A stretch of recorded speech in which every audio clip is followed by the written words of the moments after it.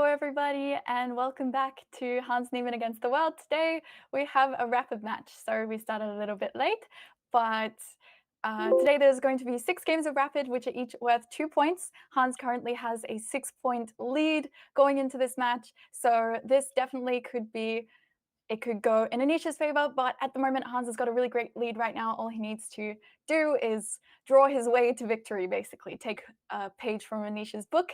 Welcome in to everybody who is watching over on Twitch and also on YouTube.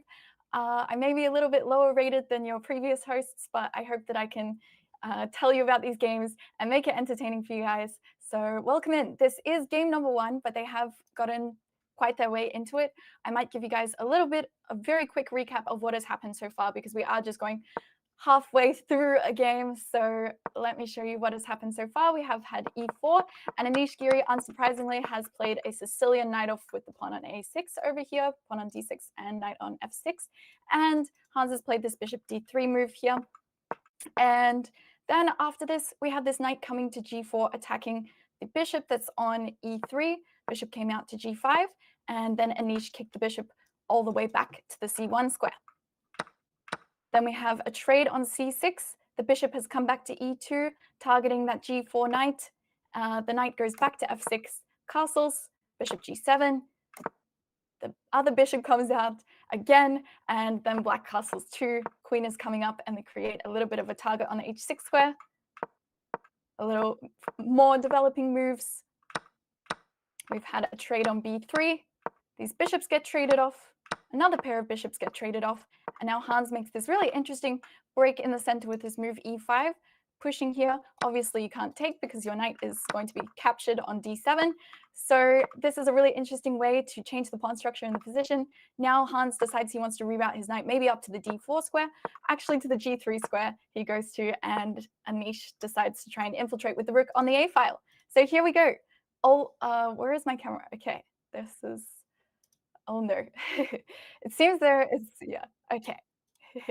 It seems there are a few technical difficulties. Hopefully these will not happen throughout the match, but yes. Okay. So this is what we have so far, and now we are in the current position, and Anish has played rook to b8. And we do have a little bit of pressure on this b3 pawn here as black, because there is a current threat to capture this pawn, and Hans could not take back because the queen would hang on this d2 square. And then here, Hans plays rook to f3. This is defending this b3 pawn, so they're not taking here. Yes, these games are going to be very fast. Thankfully, it is not as fast as blitz chess, so I will at least be able to keep up with, hopefully, what the moves they are playing. Anish offers the queen trade, bringing that queen out to a5, but Hans dodges it, moves his queen over to the e2 square. Yes, they play it very, very quickly. They are strong players, both of them, so they're playing very fast. Anish, again, wants to offer this queen trade, so he's basically saying, let's get the queens off the board. Let's make it a more simple endgame with just the rooks and the knights. Yes, this is very, very fast chess happening for rapid. That's what I'm thinking. Like, they're making all of these moves within like 15 seconds or something like this. So this is very interesting. Now, I don't think that Hans wants this queen trade here. It really probably just helps out Anish. Okay, now Hans plays a really good move, avoiding the queen trade, but also bringing up this rook here. And now we have a lot of defense of this pawn on b3, and the rooks are working together on the third rank. So this is very nice. Yes, I'm going to draw lots of arrows. They might be bad arrows, they might be good arrows, but I will do my best to show you what might happen. I might accidentally draw out some illegal moves, but I'll do my best. Okay, Anish is taking a little bit of a think now. Now, Hans has been playing very, very fast. He still has 15 minutes on the clock, and Anish is down to 13 minutes. I'm not exactly sure what time they started with, but it seems like they've been using basically no time at all. They've been playing very, very quickly. Yes, black is applying a lot of the pressure. This is one thing I would say in this position, but the good thing is Hans is handling it extremely well. It's probably quite easy to sort of collapse in this position. It does look like black has the more active pieces with the queen and the rook aiming down on this b file. And also this rook on a2 is surprisingly a good weapon here. It's putting a lot of pressure, whereas Hans's pieces are a lot of them are playing a defensive role. But there's nothing wrong with that, because there's no real way that black can push for a big attack here. And maybe at some point, black will try and push too hard. But here for now, Hans can just play some simple moves where he maneuvers his pieces. Maybe this pawn on c6 could be a target at some point. This is something that you maybe want to be looking at the same way that black is trying to target the c2 pawn. Okay, Anish brings this knight out. This knight comes to the c5 square, and we're attacking this rook. So this rook has to move somewhere. It has to move somewhere, and it will give Anish the option to forcefully trade the queens if he does want to trade the queens. Very important to move this rook to c3, because after the queens are traded off, we still have a defense of the c2 pawn. Everything is held down, and then we still have pressure on the c file. Oh, yes, I don't think it's I'm not sure if it's the Australian internet. I think it is okay, but the camera might be going in and out. Let's hope we can fix that. Should be fine, I hope. Maybe I'll see if there's anything I can do to fix that. But as long as you guys can hear me, I think this is okay. Yeah, as long as you guys can hear me, that's the main thing. Let's see. Okay. Yes, that's good. Okay. Well, I guess there will be maybe a camera for half the time and no camera for the other half of the time. But all right.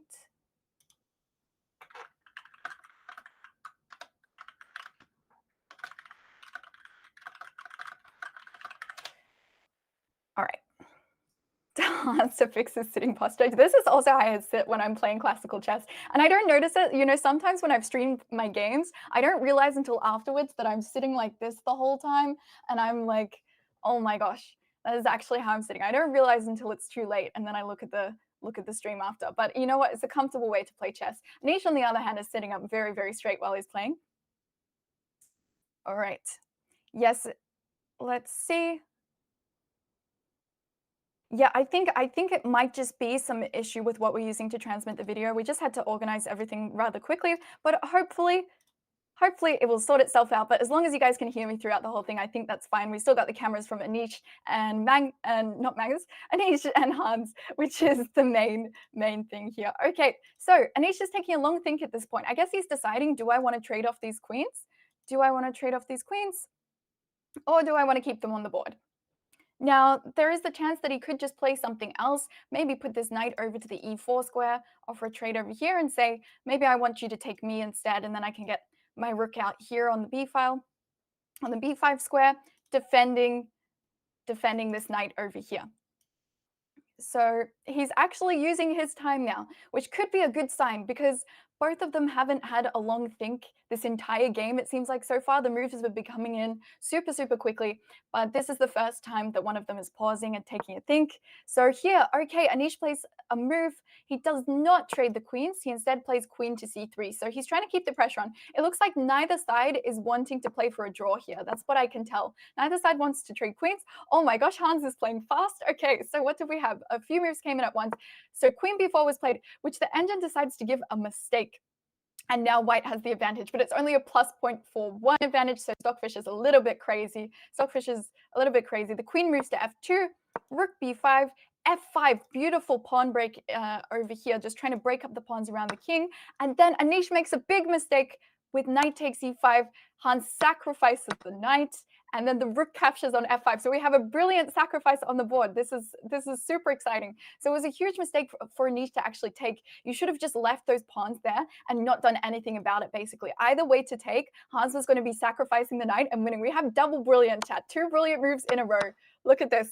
So here, now Anish is up 2 points of material, but there's some big threats. And what you'll notice is that when Hans takes forward with this rook, it clears the way for this rook on c3 to move over to the g3 square and give a check to the king. So this is what happens right away. The king can go to the f8 square, and then what you can actually do is push forward with e6. Knight can't capture because the rook is going to be hanging, and he plays this instantly. The knight can't capture because this queen is going to capture this rook that's on a7, if you see this. And obviously the pawn can't capture because it's pinned. This is a brilliant game. Oh my gosh. Okay, look at this. Yeah, and he's playing these moves so fast. Okay, Anish is now using up some time. I think he's realized there is some big trouble right now. Maybe he should have taken a little bit more time when working out whether to capture an f5. Clearly didn't see this. Okay, we have the rook coming back to b7 to try and defend. Everything he will try and do is to defend here. Hans still has to play accurately to convert the win here, but with his beautiful tactics he's been playing with, you know, under 10 seconds of calculating or however long it's taken, he has been playing very well, and I think this is great. Okay, the queen moves up to e3. We have now threats on this h6 pawn. The threats to come in and capture, for example, if I'm not even sure what you would play here as black. I was trying to find a move for black to play, but it all seems terrible. You know what the engine is recommending? The engine is recommending you play queen to c3, which is never a good sign. If the engine is recommending that you hang your queen in one move, you might be in a little bit of trouble. Okay, so yes, the queen is on e3, and there is big threats. Yes, this is crazy. Okay. Yeah, this is almost resignable already. Wow, Hans coming up big for the first game in the rapid section of the tournament. This is super exciting for the first game here with the white pieces. Yes, this queen is coming into h6, and there are big problems. What are you even going to play here? I'm not sure. Maybe he will just resign. He's still got a good poker face, I have to say. Anish doesn't look troubled by the position somehow. I'm very surprised. I think I would have my head in my hands at this point, just being like, oh my gosh, what happened in this past 5 moves that went from a perfectly equal endgame down to me being in a plus 10 situation. So let's see. Yes, avoiding the queen exchange. Sometimes I know a lot of players also have this problem where you want to avoid the queen trade because you want to win, and then you avoid the queen trade to the extent that you end up in a terrible position. And I think this is what has happened here in the first game. So Anish going to use up a lot of his time here. Maybe just see, okay, we do have a move on the board there. Though, he plays knight takes e6. And Hans immediately captures. The queen can just take on e6. You obviously can't take back because of the pin here. So yes, after queen takes e6, it's looking like it's all over. There's going to be a checkmate soon. Let's see what happens here. Now, can we not just go on? Okay.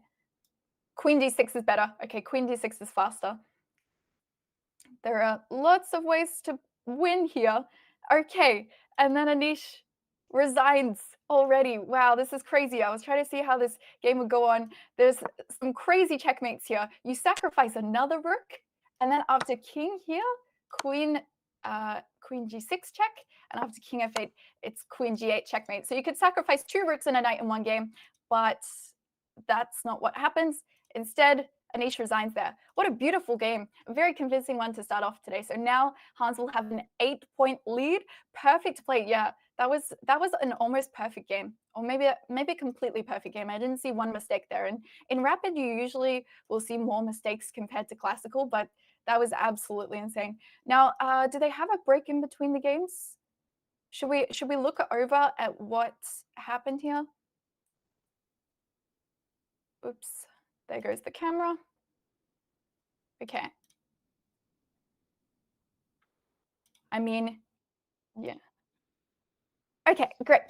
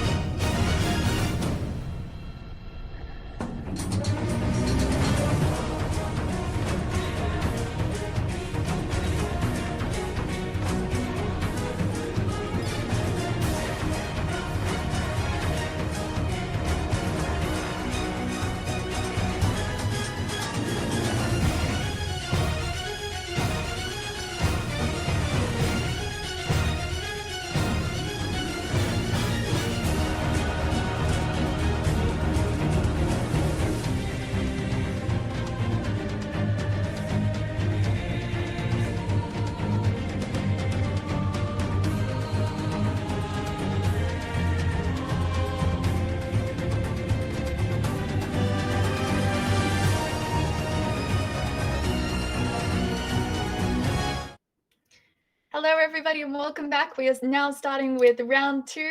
Hopefully, we've fixed up the camera issues now. This might be a little bit better, but let's see. All right. Sorry, I'll get my mic on. Okay. Sorry. Hello. Sorry, everybody. All right. So here we are, round 2. Now, Hans has the black pieces. So we have e4, e5, knight f3, knight c6. So we get Avoy Lopez. And now we have knight f6. So Berlin defense, very famous for a lot of draws happening from this line. So maybe Hans is just looking for a draw with black. This could be a really good strategy in this match. Go for the win with white and then play for the draw with black. Could be guaranteed a win. So we have this knight coming back to d7. Anish plays h3 and then castles, and this knight comes out to c3 and Hans plays a5. Sometimes you play a5 just to gain a little bit of space, and also maybe because you want to keep this bishop on this diagonal here from a7 to f2, because sometimes this knight wants to come out here trying to target the bishop, and you want to be able to retreat it back to this a7 square. But now Hans offers the trade of the bishop. Anish offers the trades of the bishop, bringing this bishop to e3, and Hans plays queen to e7. So now there is a possibility to trade. Instead, Anish plays a4, gaining a little bit of space here. So these pawns are sort of mirrored now with these two a pawns pushed forward. Let's see what happens here. Will they trade? Okay, both sides seem to have this recurring theme where they're like, no, you trade. I don't want to trade, you trade. So he instead plays this developing move, bringing the rook out to e1. And Anish plays knight to e2. So this could be a signal that this knight wants to come over to g3 and come up to this f5 square. So Hans moves his knight out of the way so that his bishop is now controlling this f5 square. So if this knight comes in here, then you have the opportunity to capture it. So Anish won't really be able to get that chance to get a really strong knight on the f5 square, targeting the queen and squares around the king.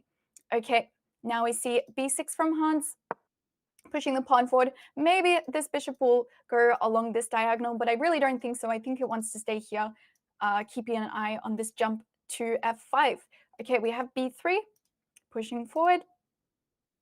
Let's see what is played here. So both sides playing very, very quickly. Yet again, let's see who is going to be the first to think. It seems like Hans is using a little bit more time compared to the last game, but to be fair, last game was lightning speed. Okay, now he makes a reroute of his own, bringing this knight out to g6, and now has a threat to jump into the f4 square. So both of these knights have gone a long way, taken a long way from home.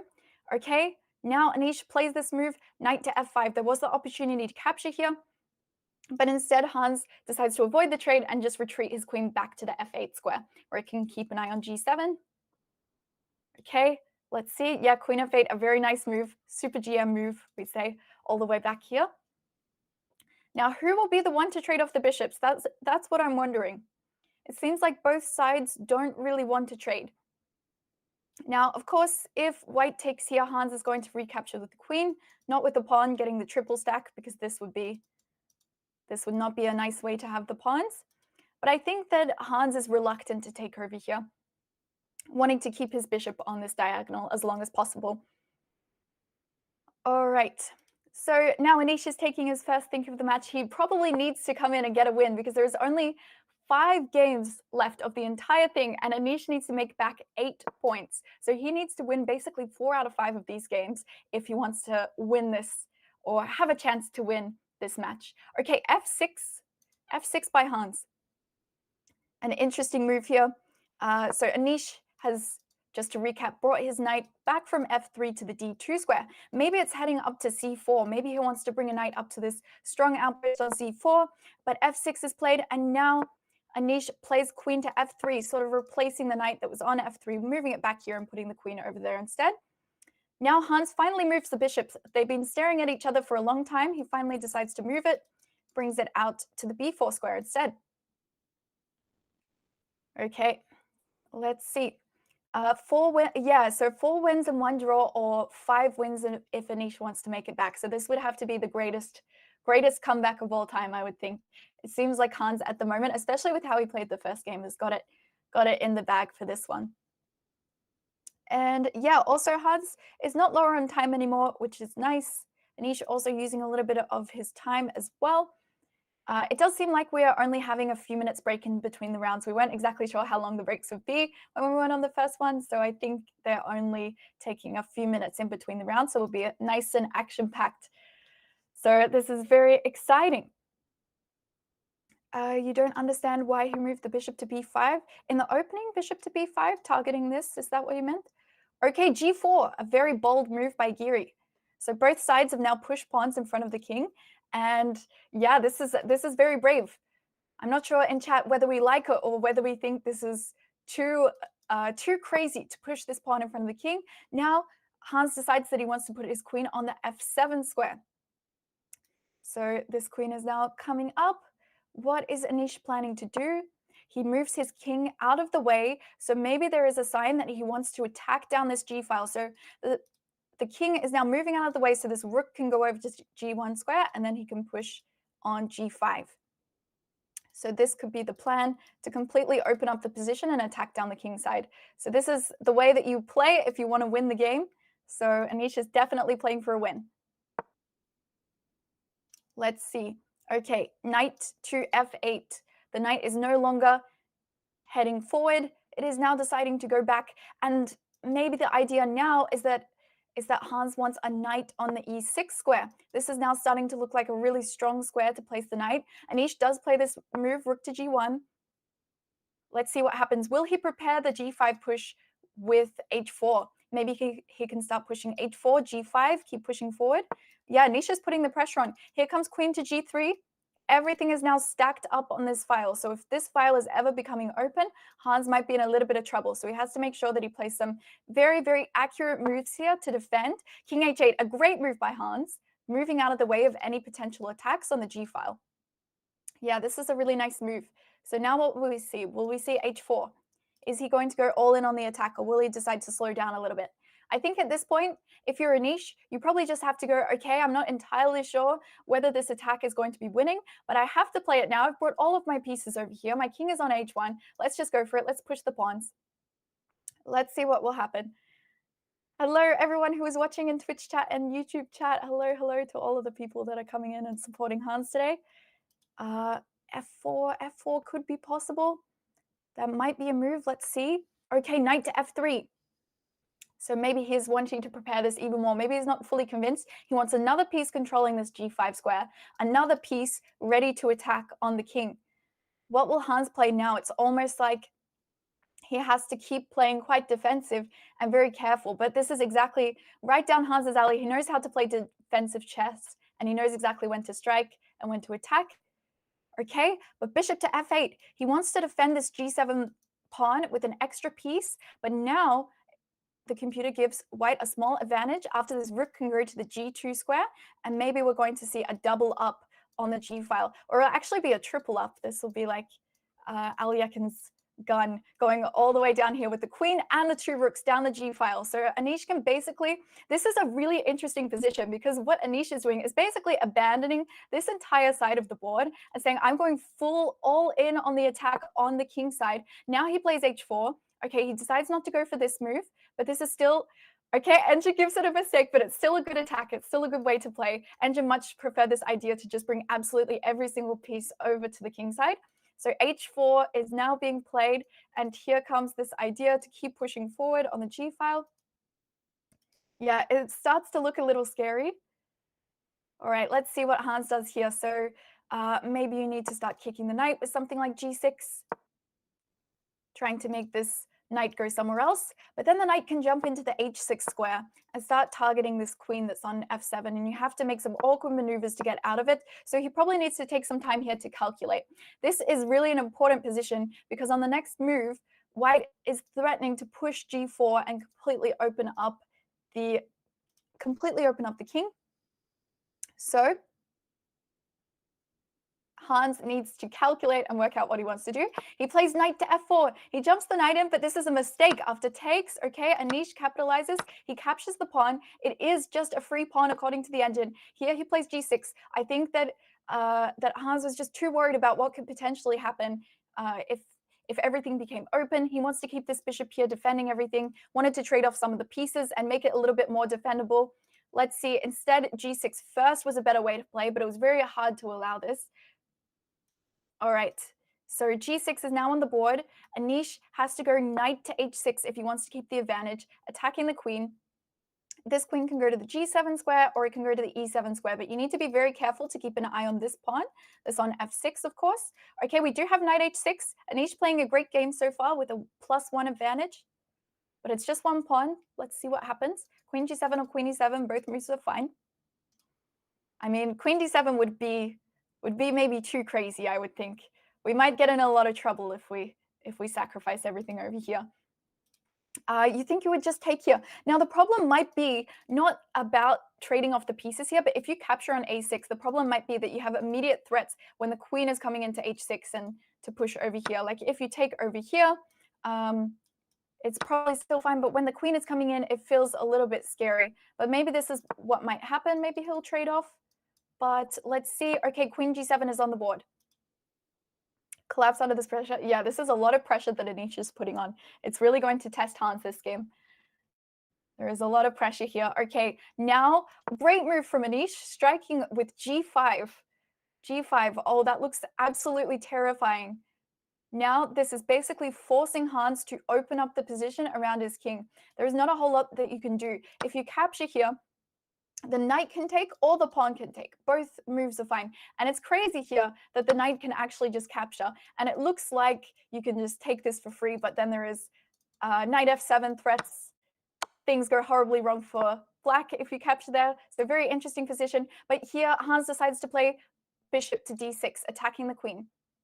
Now Anish decides to cash in and take another pawn. We have takes.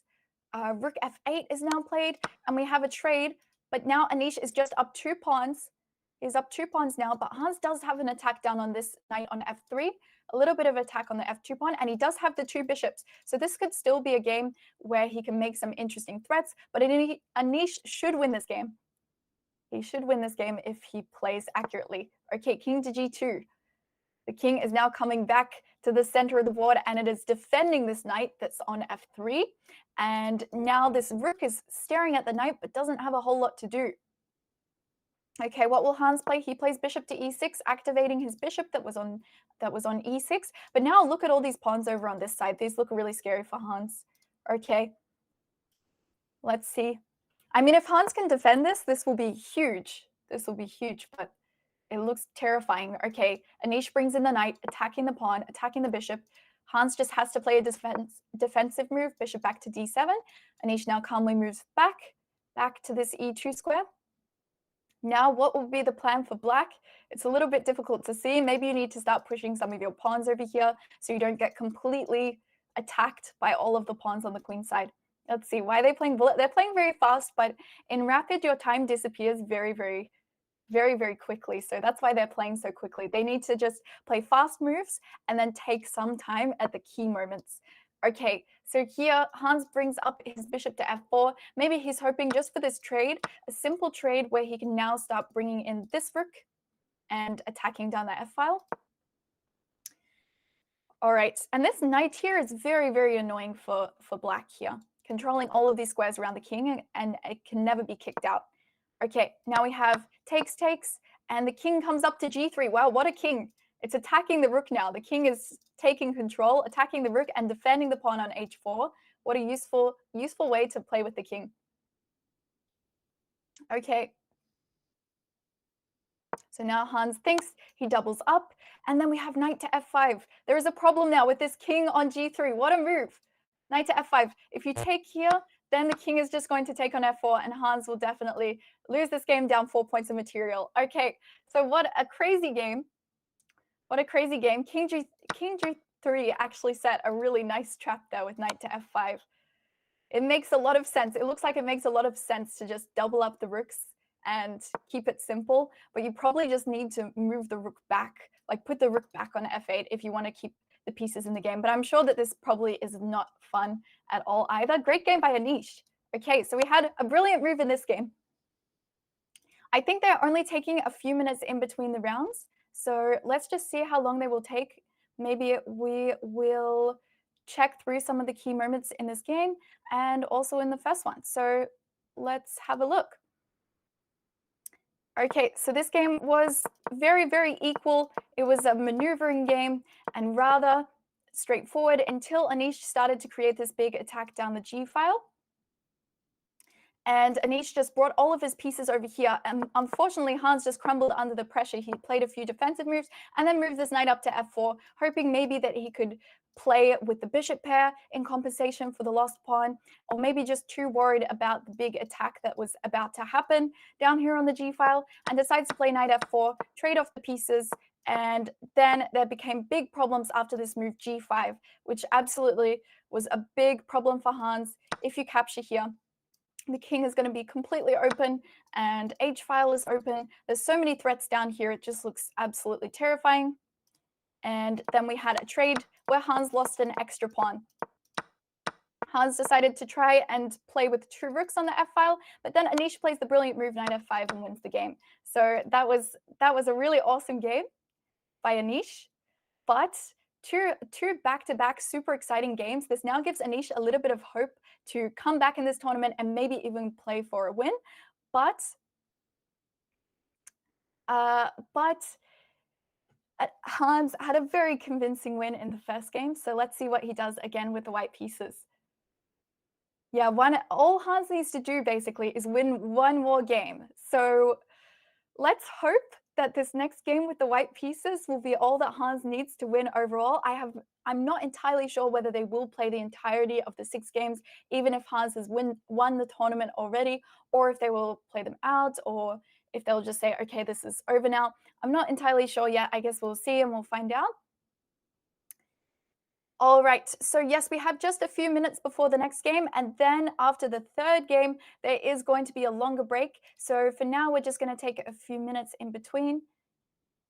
Was knight d4 earlier? Yeah, feel free to ask some questions in chat about any moves that you're curious about. Knight d4, on which move were you thinking? I guess this was a move for Hans. Are you meaning when this knight was on the board? Just let me know at which move you were thinking about knight d4. It doesn't look like it's possible in many of these positions because there is a lot of control of this d4 square. Okay. Are you thinking at the point where he played knight f4 instead, or one move before knight f5? Okay. Oh yeah, okay. Knight f5. That was a long time ago. Okay.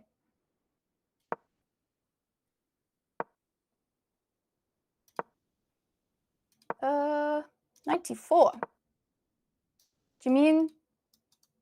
I don't think we can go knight d4. Or am I crazy? There was no knight that could go to the d4 square. Maybe before knight f3. Okay, we'll take a look. We will take a look. Okay.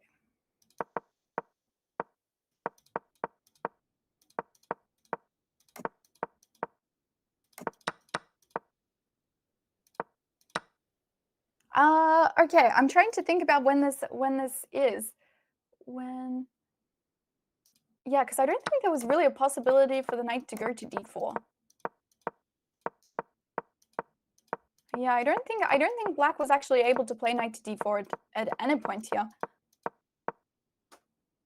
Yeah, because the knight can only go to d4 from this square, and here it's always going to be protected. So yeah, I'm not sure about this.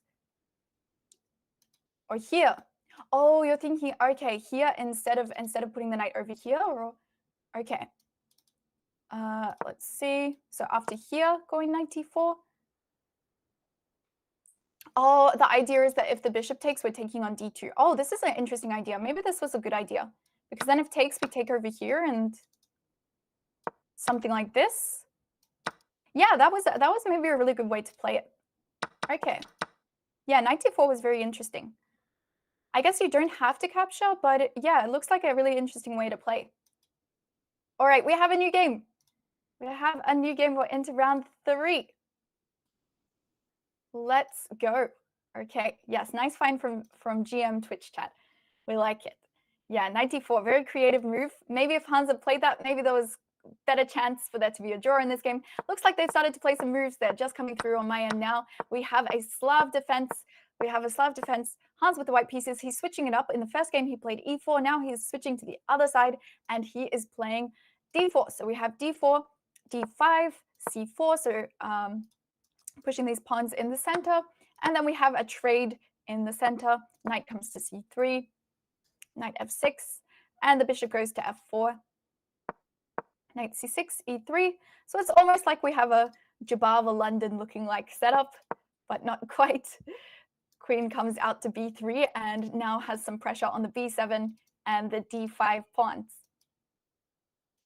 Okay, this will be the first time in the tournament where Hans plays d4. Oh, it's always nice to surprise your opponent, especially in rapid, when they're thinking, okay, definitely there is going to be e4 played, and then you play d4, and it just kind of throws them for a loop. Okay, we have knight a5 targeting the queen, a check played by Hans, bishop comes back to d7 from this g4 square, back to d7, targeting the queen, and then we have bishop e5. Here, Hans is offering the trade, asking if Anish wants to get rid of these light square bishops on the board.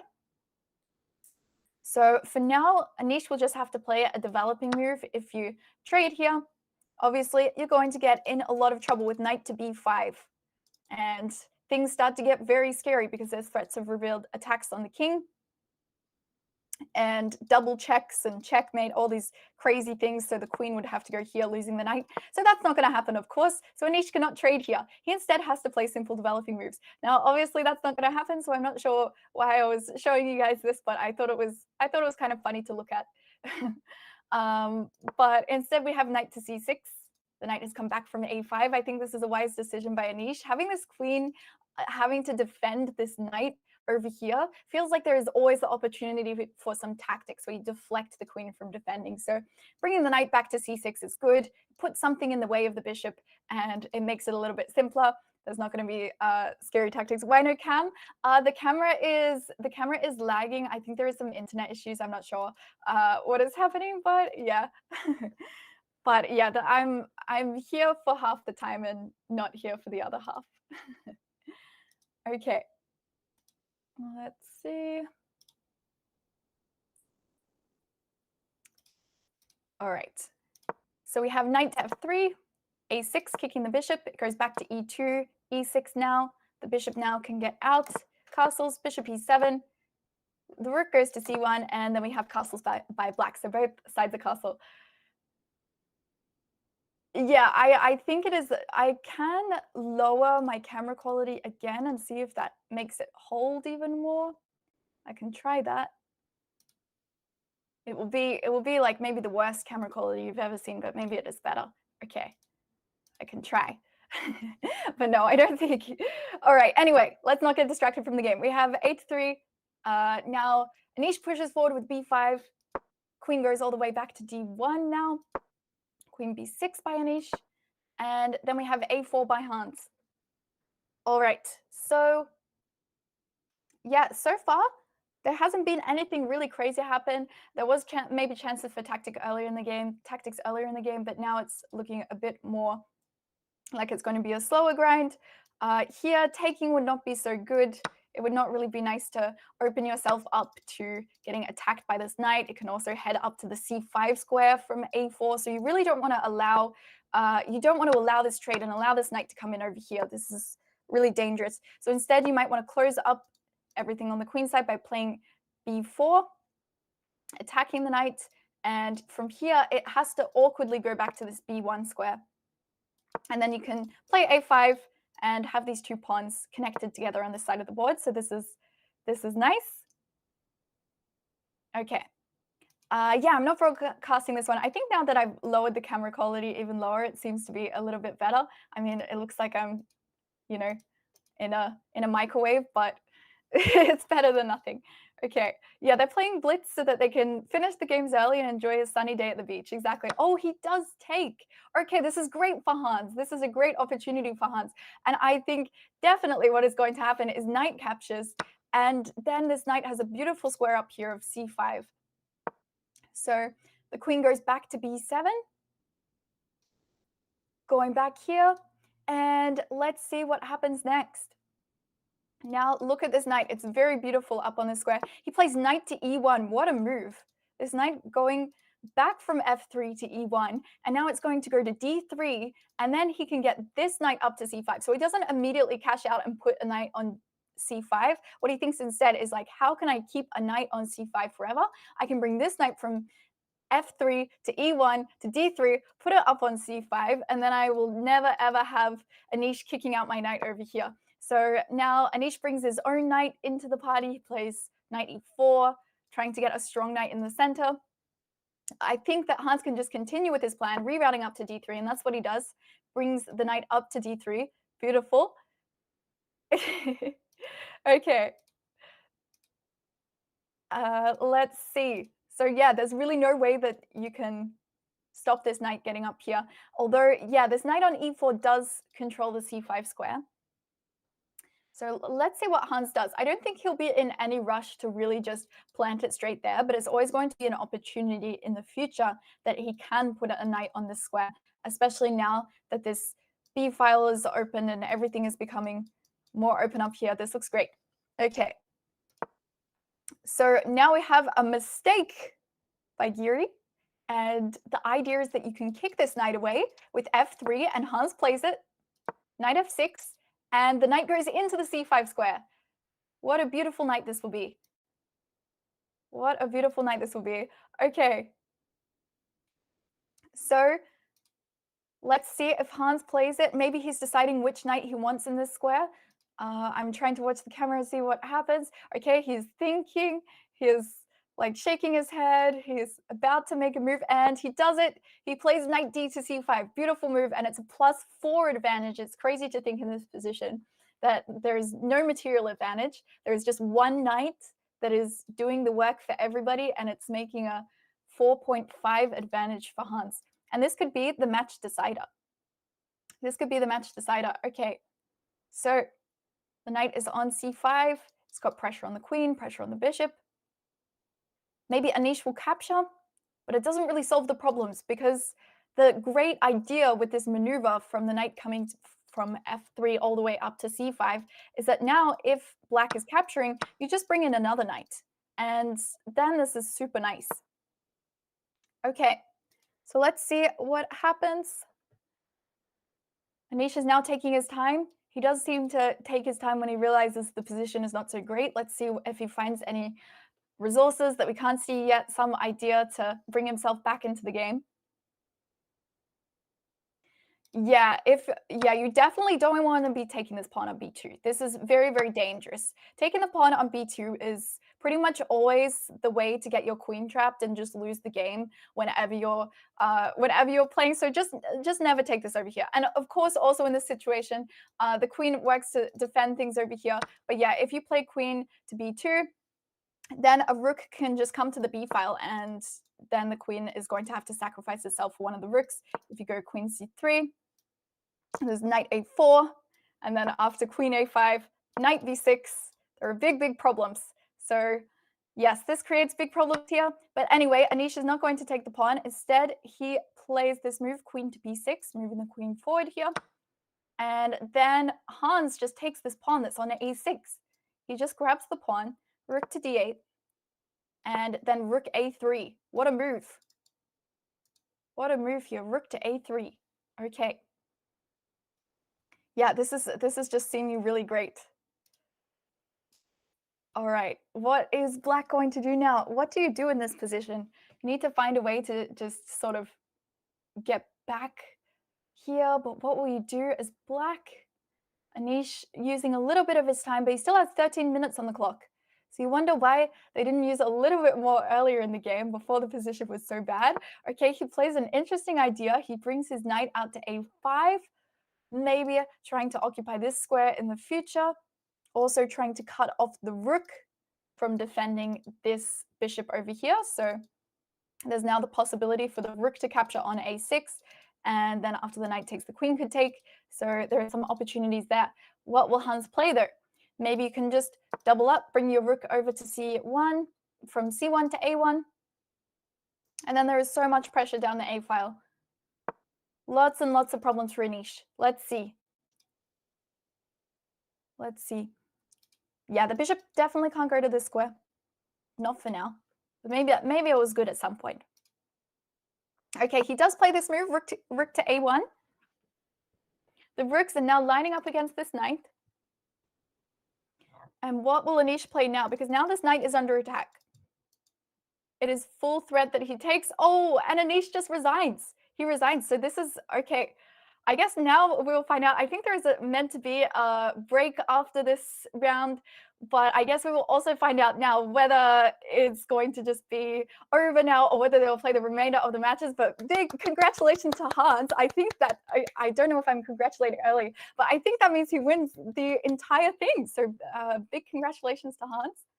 Go Hans. But yes, okay, we might be taking a little break now and see you guys soon, I think.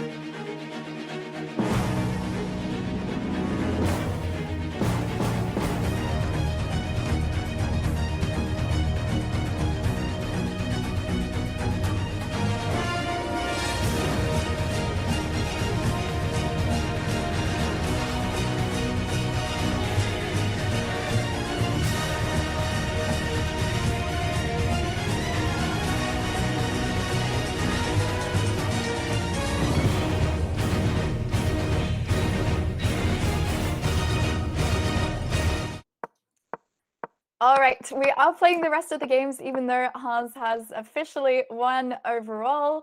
He has become the winner of this match, but we will still play out the remainder of the 3 games. Let's see what kind of chess that Hans can play in this remainder 3 rounds.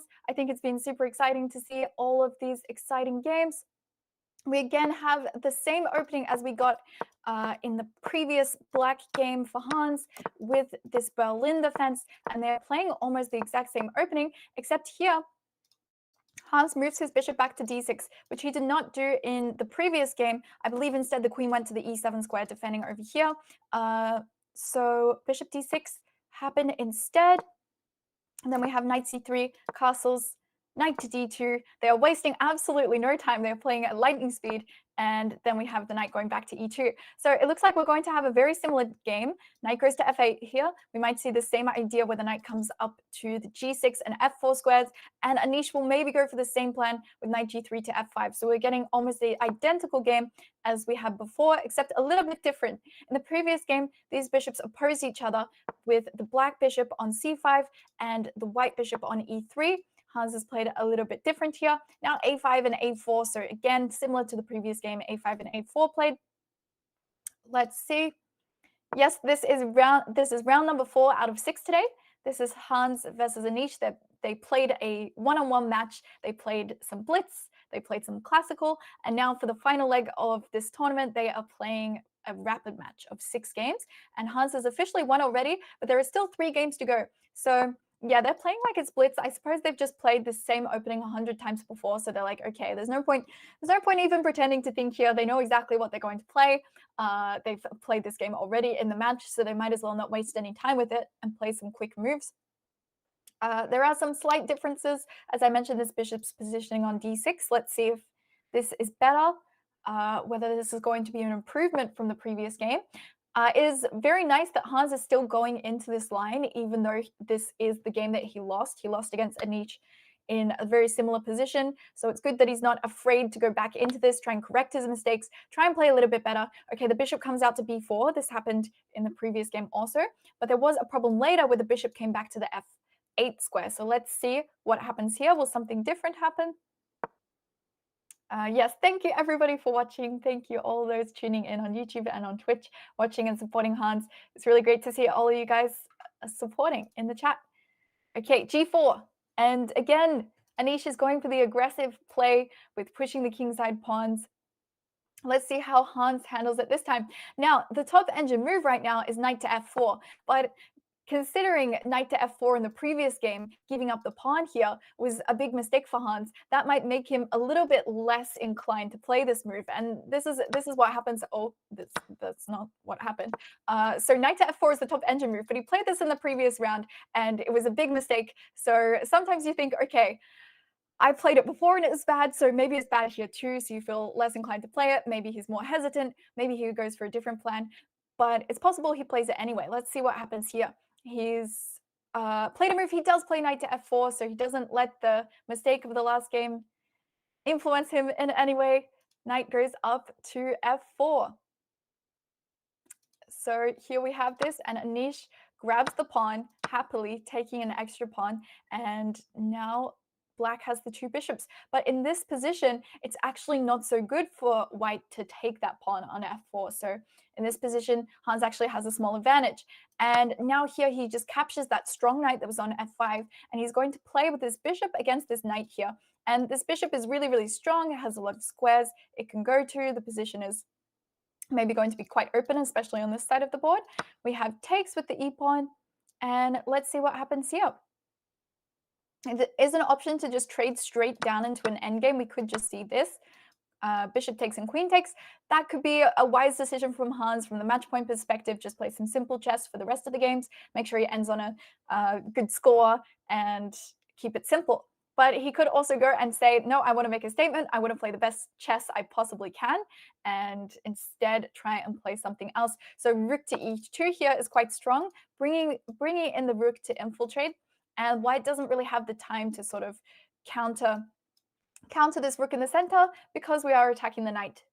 Okay, he does play the move. He plays rook to e2. Perfect chess from Hans here. Best move was to bring in the rook.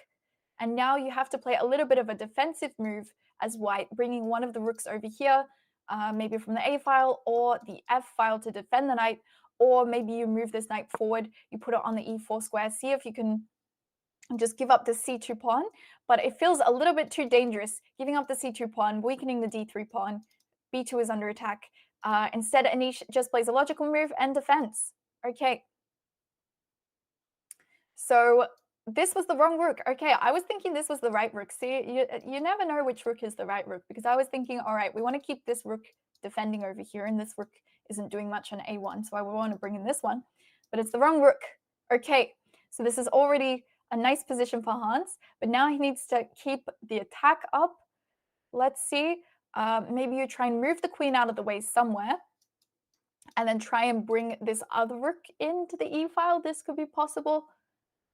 You do need to keep an eye on the C7 pawn. Where will you go?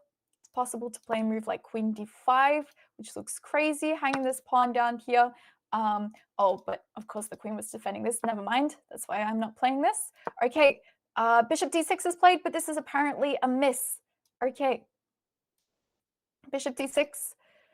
Apparently a miss. What was the best move to play? Instead, Hans could have played the move queen to h4, bringing in the queen and just making a huge attack over on the king side. So that was a missed move by Hans, but still bishop d6, and it's still looking good. All right, but now Anish finds a nice move here with queen to f3, attacking the rook and forcing it to move out of this really strong position on e2. So all of a sudden, Anish has a little bit of the initiative back, targeting the rook, making it move somewhere. You could try and play something like queen e7. This is possible. Maybe you want to try and keep this attacking position by bringing in your queen. You could also think about playing queen to e5 soon, targeting the h2 pawn. This is possible. Let's see what Hans plays here. Oh, he does play queen to e7. Okay, great. That's great. I think this is the best way to keep the attack going, so this is nice. Yeah, we won't talk about the Australian breakdancing. I will just pretend that didn't come out of Australia, of course. Okay. So what will Anish play here? He's using a little bit of his time. He can play for the win. It's not going to affect the overall match result, but it may affect the final score, make it look a little bit better for him if there isn't such a big difference between the scores. Losing by 8 points is not something that any of us would want to do, including Anish. So maybe he's just going to try his best to get at least some wins before the match is over. So what are some possible moves here for white? It's really tricky to actually work out where you want to put your pieces. At some point, you maybe want to play knight to e4. But the problem is that this pawn on c2 and b2, they're both going to come under attack. So maybe you need to start pushing your pawns over on this side and then eventually prepare to bring this knight out to the e4 square and put it in the center of the board, because I think this would be a really strong square as long as this rook isn't coming in and taking here. Okay. Might get it adopted. I don't know if well, okay, there's no adoption possible, but winning by 10 points, I mean, I would call that almost an adoption. Like if you win 10 points in a one-on-one match, I mean, that's pretty close. It's like a half adoption. All right, a big thank you. They're finally, this is one move where they're taking the time thinking. Anish is not playing like it's blitz here. Hans, I feel like, has been playing this whole rapid section like it's a blitz game.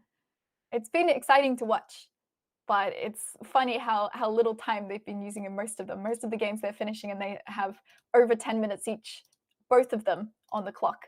So yeah, let's see what Anish comes up with by taking some more of his time. Maybe we could go through and see. Chat here, what would you play if you were playing with the white pieces? Not thinking, yeah, you can't think until the match is over. What would you play here if you were playing with white? I was saying that I want to have this plan to play knight to e4, but I can't exactly work out how am I going to coordinate my pieces to get there, because this rook is tied down to d1. We can't move it away. So how are we going to get this knight here without losing these pawns? And c3 and b3 feels kind of crazy. So what would we be thinking? Yeah, this is what I'm thinking too. You want to find a way to protect this pawn, but it's not so easy. There's also engine is suggesting to just play king to g2. This is an option, but it's kind of hard to see what exactly it is doing at this point. And now it's saying after king g2 and rook to e8 by black, this knight can just come out to e4, and you basically give up this pawn. You say, you can have the pawn back. I just want to get my knight on a strong square. I want to get my pieces back into positions where they're going to be attacking. And then you take this rook over to the e file and line it up with the queen. So this position looks a lot better for white than the position he had before. He plays c3 instead. This is a really nice move. So let's see what happens after this. So c3 was one of the top moves. Maybe you're trying to just get a little more space in the center. Maybe you have the idea of playing knight e4 very soon and giving up the b pawn instead of the c pawn, and you want to keep these two pawns in the center. So it might just be we're preparing this. We're saying take this pawn, not this pawn. I want my pawns in the center. Okay, now we have queen to e5, threatening mate in one. We will have to see something like queen to g3 to defend. This will need to happen. Okay, Anish plays queen to g2, which essentially does the same thing. This does essentially the same thing, just defending that mate threat that's on the h2 square from this queen and bishop working together. So now what will Hans do? There are many ways to play this. You can play something like queen to f4, targeting the knight, putting pressure on f2, and just basically adding an extra attacker over here. But now white can play this move. You can cash in, grab this pawn over here, but it will be pretty much equal amount of material, and this knight versus the bishop. Okay, let's see what happens here for black. This queen on g2 does look a little bit sad. I would be a little bit sad to have this queen back here in defending. So that's maybe a little bit of a problem in Anish's position. But apart from that, it seems to be completely okay now. He's played a few really good moves to actually gain this back. It was a lot better for black a few moves ago, but now it's not so bad. Okay, Hans triples up. Two rooks and a queen working together on this file. Whoops, I might have just ruin the board a little. Okay, sorry. Okay, so the rooks and the queen all together on the e file. These look very intimidating. This is where black has a very active position. Somehow the engine still thinks that white is better, but I think that I love how black's pieces are working together. They are all very strong. The bishop and the queen are working together. The rooks and the queen also look down this e file together. The only problem in this position is obviously that Anish has an extra pawn. So this is what is setting them apart in this position. And also, I guess, a big part of this would be that white does have an idea to bring this knight into the center. And then that makes white's position look a lot better. Okay. So, yes, thank you for watching. Thank you for watching, everybody. Now we have knight to c4. The knight does not go to e4, it goes to c4. We're targeting the queen and the bishop here. Nice move by Anish.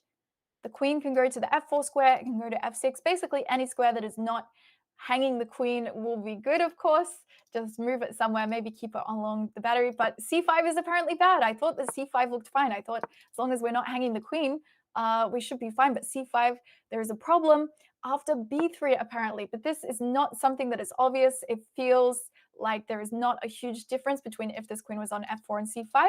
Maybe on f4 it still creates this threat down the down at the h2 pawn, whereas on c5 it's not targeting so much. And now white has this threat to play d4, attacking the queen, pushing forward in the center. And yeah, these c3 and d4 pawns work together. Now, of course, you'd have to do something to defend your knight first. You can't play oh, b3 does defend the knight. Okay, that's what b3 does. Okay, so b3 defends the knight, and then you can push d4. So b3 is played, d4 is now a threat. Okay, it's sometimes hard to work out what super GMs are thinking as they're playing their moves, but I'm trying to sort of decode all of the craziness. I'm like, what does b3 do? Okay, it defends the knight and it prepares this. So that's what I'm thinking we might see soon. Feels a little bit scary now that Anish has this threat to push the pawn down and create a big pawn of chains in the middle of the board. Chain of pawns, not pawn of chains. Okay. So what will Hans play here? It's still looking possible that things could be completely okay. He plays b6. Now these pawns are well defended. They work together. This is great. This is a great structure now. But yes, I would be a little bit scared by this push happening in the future. I mean, I guess we will be fine right now. We can maybe just play something like queen d5.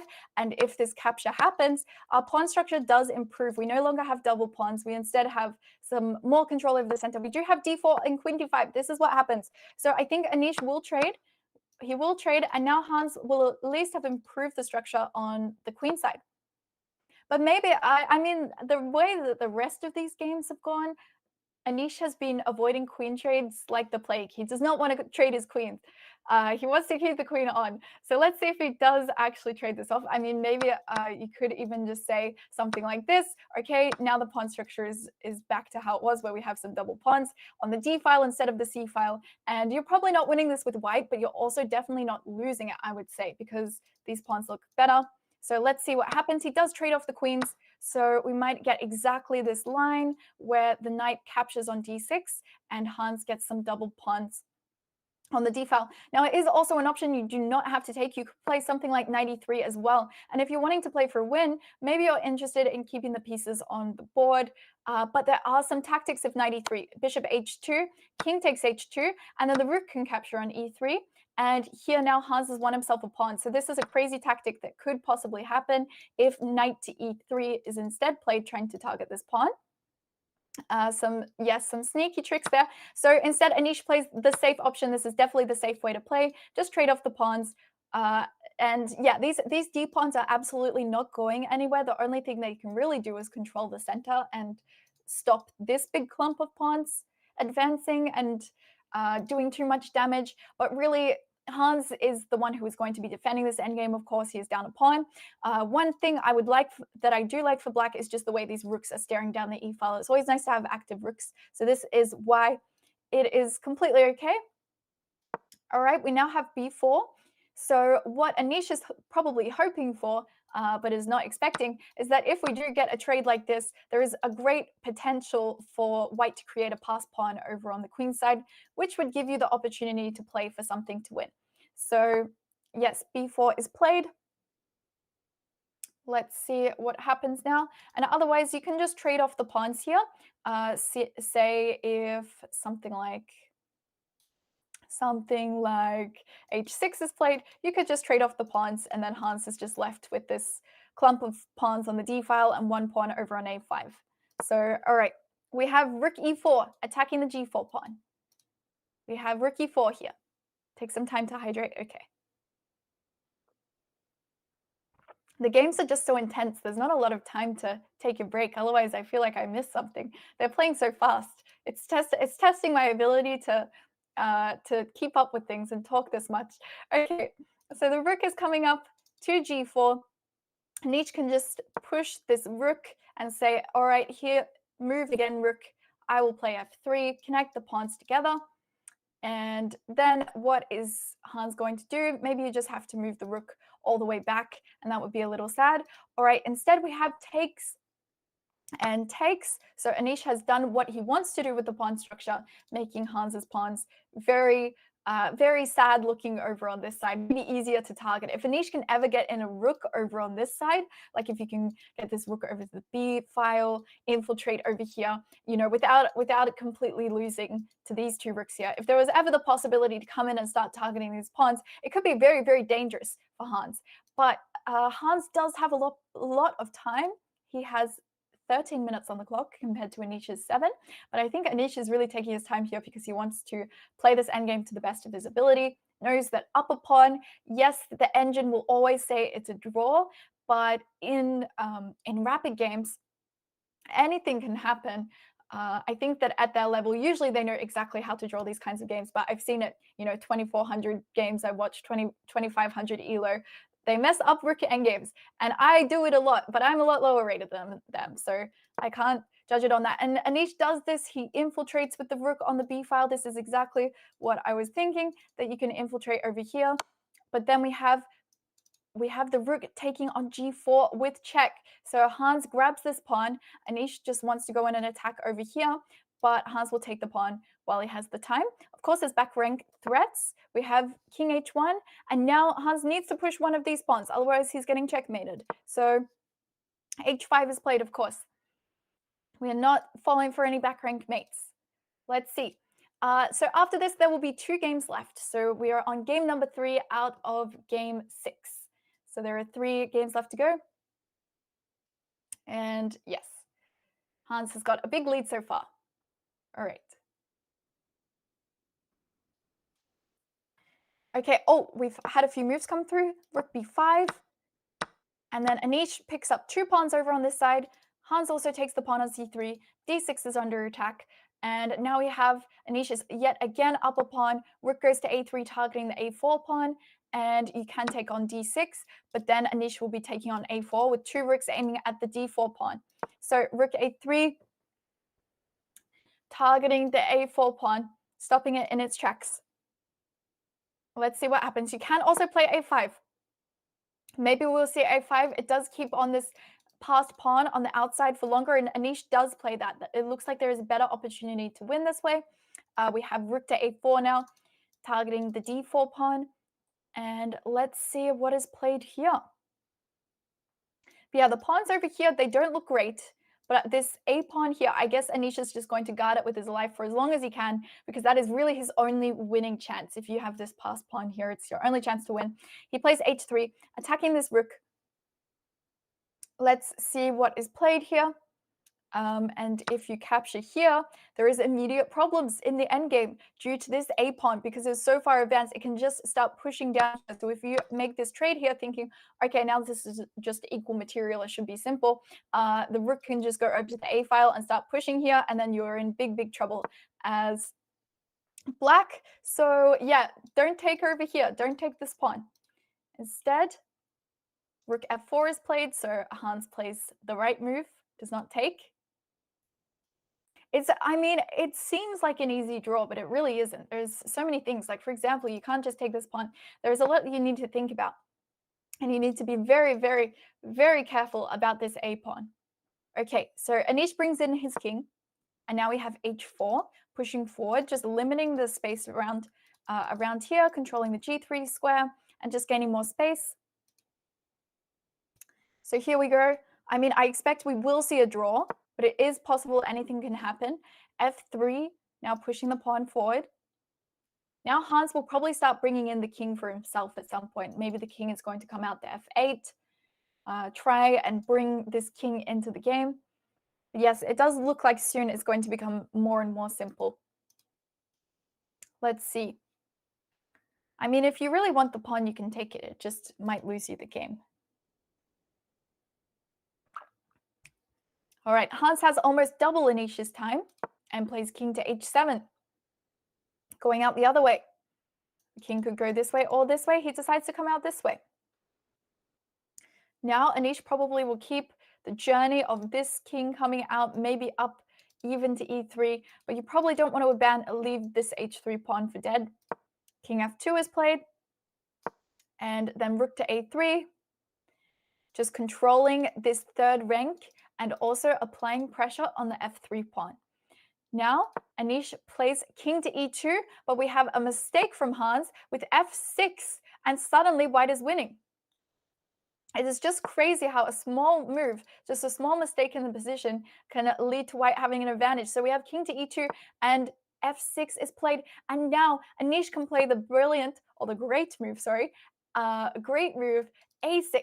And okay, if takes here, you have the beautiful move, king to e3, and this rook is absolutely trapped. And that was the point of playing rook a3. You defend this. Wow, what a move. Okay, let's see. A6 is played. So you cannot capture, because then this rook will be trapped. If you play king e3 and the rook is trapped, it's all over for black. So Anish is actually looking like he might get a win here. Still holdable for Hans if he plays very, very carefully from this point onwards. He needs to use absolutely all his time and think about this position. But now Anish has some serious winning chances with this pawn only 2 squares away from promoting. And also Anish threatening to capture this d6 pawn at any point, maybe not wanting to leave this f5 pawn, but it starts to become really scary. Okay, so let's see. What will Hans play here? He plays g5. He pushes the pawn. Now here you play en passant. You can play this move with check. You can play this move with check, and it removes this pawn from being attacked, so you can threaten to take on d6 now. You can threaten to take here without losing the pawn on f5. So this is an option. All right, so g5 on the board. Let's see what is played. Hans promoted to... Wait, where? I don't see the queen. Yeah, en passant with check is the only move to keep in an advantage. But since en passant is forced, it's got to happen. Anish knows you have to play en passant at any possibility. And he does it. He plays en passant. This is the only move to keep the advantage. Hans captures back. And here d6 is about to fall, is going to be lost. You still cannot be capturing this one yet. So, okay. Will he take here now? After he takes here, now this pawn is defended. Now this pawn is defended. So yeah, what this also is done with this move g5 and the trade, now the rook is not going to be trapped anymore with the move king to e3 because now the rook has the f5 square. But yes, Anish might just take this pawn on d6, defending this a pawn, and try and make a queen over on this side. Let's see. All right. I don't think Giri can catch up, but they're still playing out the last 3 games of the match. So Hans, if my calculations are correct, has an 8-point lead, but Anish can only get a maximum of 6 points in the remaining rounds. So even if he wins all of them, he will still be losing by 2 points, which is better than losing by 8 points, but he will not be able to win the match altogether. So Hans has already won. All right, we have still no move on the board. Let's see. Yes, taking actually does lead to a draw. I thought that you could take here, but it leads to a draw after rook f5 is now possible to be played. That was the important thing about the position, is that now the rook has the f5 square and can slide over to the a file, go to a5 if it needs to. Okay, so you need to play a7, and that's tricky. That's tricky. You again sacrifice the pawn, and then if takes, rook g1 check, king f7, king e3. This is looking quite crazy. I'm not exactly sure how this is going to lead to a win, but let's see what happens on the board. Anish is up the pawn for now, so let's see what he plays. 4 minutes on the clock though. It's getting low on time. Okay. Only 4 minutes left to go. Hopefully he uses his time well. I think it would be very sad to lose this game as well. He does play a7. That's the best move. All right, now this pawn is 1 square away from promoting, but Hans can just capture. He can take here. It wasn't like the situation before where the rook was getting trapped on f4, but he plays a mistake. He plays king f7 instead. He maybe is worried about this. He was worried about taking for some reason, but now Anish has a big advantage, but only with one move. He needs to find the only move, which is rook to b1. And that is not an easy move to find at all. Okay, so what happens here if we just take... Oh, then we go king e3 after this. Oh, this is very, very tricky. And then king e6. Rook b5. Yeah, this is... Oh, yes, this is absolutely crazy. Okay, it's the same idea with trapping the rook. But this time, it's the same idea with trapping the rook, but this time, black cannot counterattack the white rook with king to e6 because this rook can now slide into the b5 square and defend the rook. Yeah, this is really crazy. If Anish finds this is going to be super awesome. I think he's definitely capable of finding it, but it's just an absolutely beautiful way to play. Just bringing in this rook to defend and not allowing the king to come in and counterattack this trapped rook with the move king to e6. So let's see if Anish finds this move.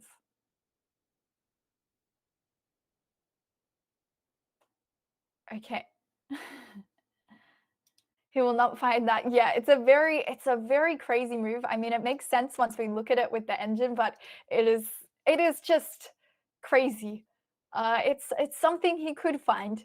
I absolutely trust Anish to find it, but I also totally understand if it's not because it's just a crazy move. Is the only winning move. Any other move is just a complete draw. And 2 minutes on the clock. Easy to find out. I mean, it's easy when you can see it on Stockfish. Definitely not easy when you're the one playing the game because it seems like such a nothing move out of something out of nowhere. But let's see what happens.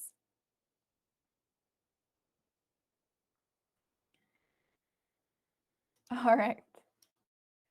He's running his time very low. It's making me a little nervous. 1.5 minutes on the clock. No worries. Did Hans? I don't think he misused his time. I think Hans has just been playing very quickly throughout the entire match, at least in the rapid section. He has been playing every game very quickly. He hasn't gone below 10 minutes or something in most of the games, whereas Anish has played a little bit slower. Okay. Oh, but he doesn't find it, and that is, yeah, I was saying is absolutely crazy move. So he doesn't find it, and now Hans will probably get the draw. Anish decides just to make a queen. Well, why not? For the sake of it, rook takes, king to e3 is played, but now king e6 does defend. This is the difference with not having your rook able to come in and defend over here. Now the king can come up and attack this rook on e6. We have rook d6, sacrificing the rook, a desperado move. Before the rook is going to be given away, he takes one pawn, the king takes, and now Anish is up 2 pawns in the endgame, but sorry, 1 pawn in the endgame, but it is going to be a draw. Okay, now the king walks down to f5, attacking the pawn on f6. Hans still needs to show some technique here. We have captures. So 2 pawns versus 1 now. And now the kings start to approach the pawns. Anish decides to put, whoa. Okay. Whoa, what happened here?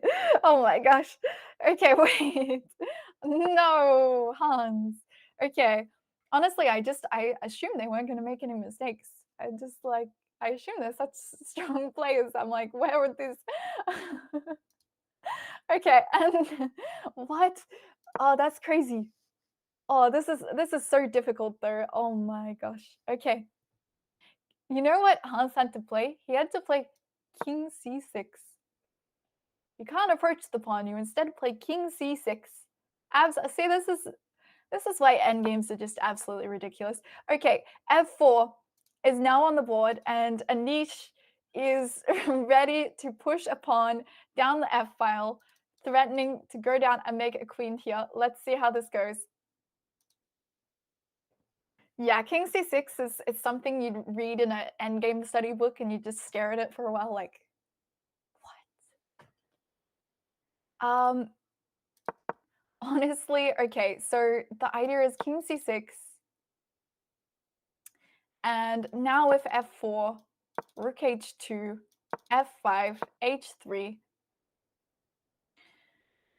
Yeah, it's really, honestly, for me, it is very difficult to tell the difference between this, and this is why I need to study my endgames, because honestly, this is very difficult to see the difference between these moves. The king is better placed on the c6 square as opposed to the d5 square for some reason, but I honestly don't know exactly why. Maybe there's down the line some opposition or something like that, some tempo. But it is really tricky to work this out. Okay, we have the king going into e6. He's trying to hide behind the pawn. He wants to play king f7 after f5. The king hides behind here, but rook f4 now happens. The rook is coming down to f4, and now after something like rook g3 check, the king can just capture over here. 2 pawns versus 0. Yeah, that is crazy. That's a very unique endgame. I mean, the fact that bringing the king towards the center and placing an attack on the pawn is the wrong move, and you instead need to move yourself away from it. You need to see like 10, 20 moves ahead just to see why that is the correct move. And it's probably something that, you know, humans, maybe a select few humans would be able to play that, but definitely none of us in chat would have found the right move, I don't think. All right, so we have king takes h4. Anish is going to get a win. This is a little bit of a redemption win. This might be his first, no, it's his second win in the rapid. So it will bring the scores up a little bit more level. It will be a 6-point lead for Hans instead of an 8-point lead. So they're actually now equal in the rapid, 4 versus 4, and we still have 2 games to go. So will Anish be able to catch things up? Will he be able to win the last 2 games and make this a more tight score? Let's find out. I think we will have another short break before the next round. And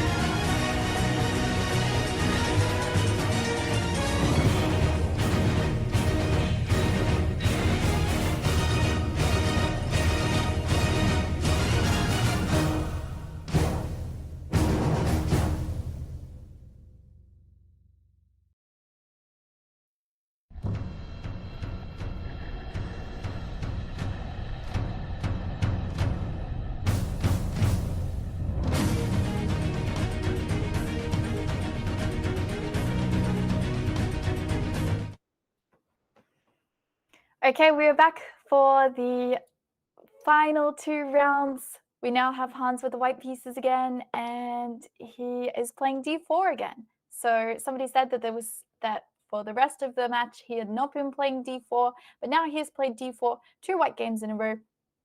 And we have knight f6 from Anish. In the previous game he played d5, so he's switching it up here. Now we have c4, e6, and then after knight c3, we could get a Nimzo-Indian defense, but instead Hans plays knight to f3, the anti-Nimzo, they call this, because you're not going to be hit by this bishop b4 move, pinning the knight to the queen. Okay, now Anish plays d5, pushing in the center. g3 played by Hans, so now he's going for a Catalan setup with the bishop coming to g2 and a kingside castle. Now we have check over here by the bishop. The bishop blocks here, and now this bishop goes back to e7. This move is basically to say by black is saying that this bishop over here on d2 is going to be a little bit misplaced on the d2 square. So by blocking with the bishop, you then retreat back to e7, and then this bishop later, it did want to go to f4 or something like that. It is now stuck on this d2 square.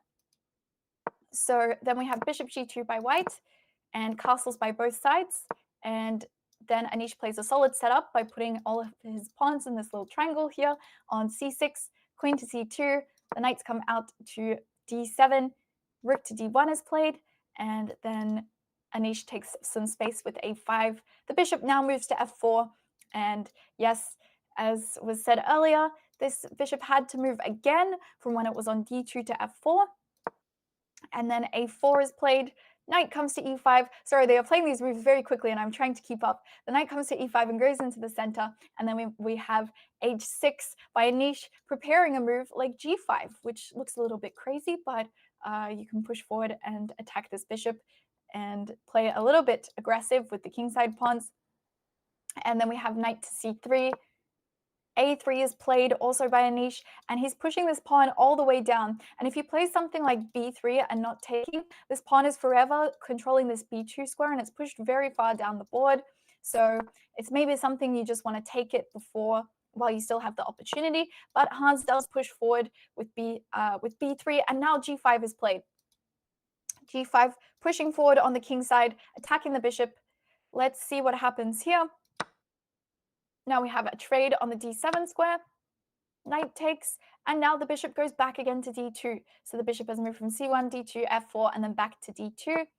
And now Anish plays super, super aggressive with f5. Wow, this feels super crazy, but it seems to be working. Now we have e3 and rook f7, rook a to b1. I am almost caught up. h5. They've played all of these moves ridiculously fast, and now the knight goes back to the e2 square. So now we are all caught up with the current position, and yeah, this position looks absolutely crazy. All of the pawns are on the board, so we haven't had any of the pawns traded off, so this is a very close position. But on the king side, Anish has played what looks absolutely crazy, h5, g5, and f5, pushing all of the pawns in front of the king. And he might try a similar approach to what he played with the white pieces a few games back, where he was playing an attack on the g file, but he moves his rook over to h7, and yeah, might be preparing just to push all of these pawns forward and try and launch an attack over on the king side. Yeah, almost too fast. It feels like it is almost too fast. Yes, yes, yes. I am back here. Hello, hi, welcome in. Yes, I've done some commentary here before. I mean, of course, maybe things would be a little bit easier if I had a GM partner, but I'm doing the best I can to try and work out what's going on here. So thank you. Thank you, everyone, for giving me patience. Okay. Yeah, it doesn't seem to be a huge problem for Hans as long as he deals with this accordingly. But all right, he moves his bishop back to e1, and now Anish has a small advantage. So it should be fine. There shouldn't be too many problems, but once these pawns start to push forward with this move h4 and g4, even something like f4 at some point, it starts to get very, very terrifying for white when you're playing like this. Maybe you just want to close things up and play f4 yourself, and then hope that Anish can't really break in using all of his pieces. But yeah, Anish will really have to work to coordinate an attack. Yes, thank you, everybody. Thank you. Okay. So yeah, bishop e1 is an interesting move. I wonder exactly why he decided on this move, bishop to e1. Maybe to clear the e-file. What will this bishop do here? I'm not sure exactly. All right, the knight is now coming out to this f6 square. So Anish is working to move his pieces over to the king side of the board where his attack is going to happen. And this is something he's done really, really well throughout the match. He's worked out a side that he's going to play the attack on, brought all the pieces over to that side, and then just launched the pawns and attacked like crazy. And it's been super fun to watch. So a very exciting match. Hans decides in return, while Anish is focused on this side of the board, he's going to create a little bit of play over on the queen side. On the opposite side, try and push his pawns over here. So he plays b4. And now b5 is played by Anish, offering this option if Hans wants to. He can trade over here, but after something like this is traded, then Hans has no longer any pawn breaks on this side, so he can't really break into the position so well. Oh, and this is what happens. Okay. Yeah, this is what actually happened on the board. Never mind. Okay, so now the rook comes over to c1, and the rook and the queen are working together down the c-file. So I think Hans has liked his idea here that he will attack down the c-file. And then we have a move from Anish, and bishop to d6 is played. So the bishop has moved from the e7 square. He maybe feels like it is better placed on this d6 square, where it's got a target on the h2 pawn, and you have this idea to push forward with h4 and try and create a big attack on this h2 pawn. So this could be the plan. Hello, everyone who's just coming in. Thank you, Nicola, for the 1,000 bits in Hans's Twitch chat. Thank you. All right. So rook to b3 is now played by Hans. He's trying to coordinate all his pieces on this c-file, and maybe also the queen will come over attacking this pawn. Okay, now rook to c7 is played. An interesting move by Anish. He moves his rook away from the h7 square over to the c-file. He decides to shift his pieces, not let Hans just completely create an attack over here, and instead start attacking and try and get a trade on the c-file. So the queen moves back to d1. Getting out of the way of this rook. And then what will Anish do here? You can plant your rook in the c4 square, which makes it really annoying for Hans because you can't really ever trade off, because then you give black a passed pawn. So you can't really ever trade off this rook. So maybe something like rook to c4 will be played. Maybe something else will be played. There might just be some more developing moves. Maybe this rook will find a new home at some point. Let's see what he decides on here. Maybe he's not currently going for the plan with h4, but maybe this will happen soon. He plays rook to c4. And yes, now this rook is in a really great position where this trade cannot be possible, and it's just really great over here. So let's see how Hans deals with this. He actually has not too much space in this position, which is always something that's really tricky to deal with, especially when there's not any easy trades to make. We have queen to d3 now. The queen comes up, and then queen c7 by Anish, doubling up here and creating the threat to take this rook. But there is an interesting move that can be played, which looks kind of crazy. You can actually take on a3. And the idea is that if the rook captures back, now your queen is going to defend this rook on c1. It's a very interesting way to play, but it is not played by Hans. Instead, he decides to move his rook away from this. So instead, he moves over to b1, not allowing this trade down on c1 and targeting the a3 pawn, working with this rook and the queen together, attacking a3. So maybe he will actually just win this pawn by force. I don't see any way as black that you can really defend this for too long. Maybe the queen could go to a7, but that feels like an awkward way. Okay, but he does play queen to a7. Defending. So queen a7 is on the board. Now what will Hans do? How can you attack this pawn now? I'm not seeing any other piece that you can bring to attack. But the good thing is now that this queen is on a7, it's not as strong as when it was on c7. It's not in as an attacking position. Hans decides to move his bishop back to f1, maybe trying to keep an eye on this diagonal here with the b5 pawn and the c4 rook, planning to move the pieces out of the way and create a target here. But Engine doesn't like it. We now have bishop to d7, defending this b5 pawn in the future, and also moving the bishop off the back rank. So now in future, this b5 pawn will already have a defender if Hans ever attempts to target it.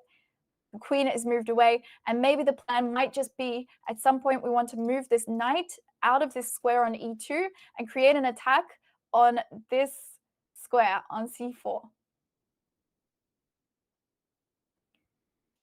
right, we have bishop e8.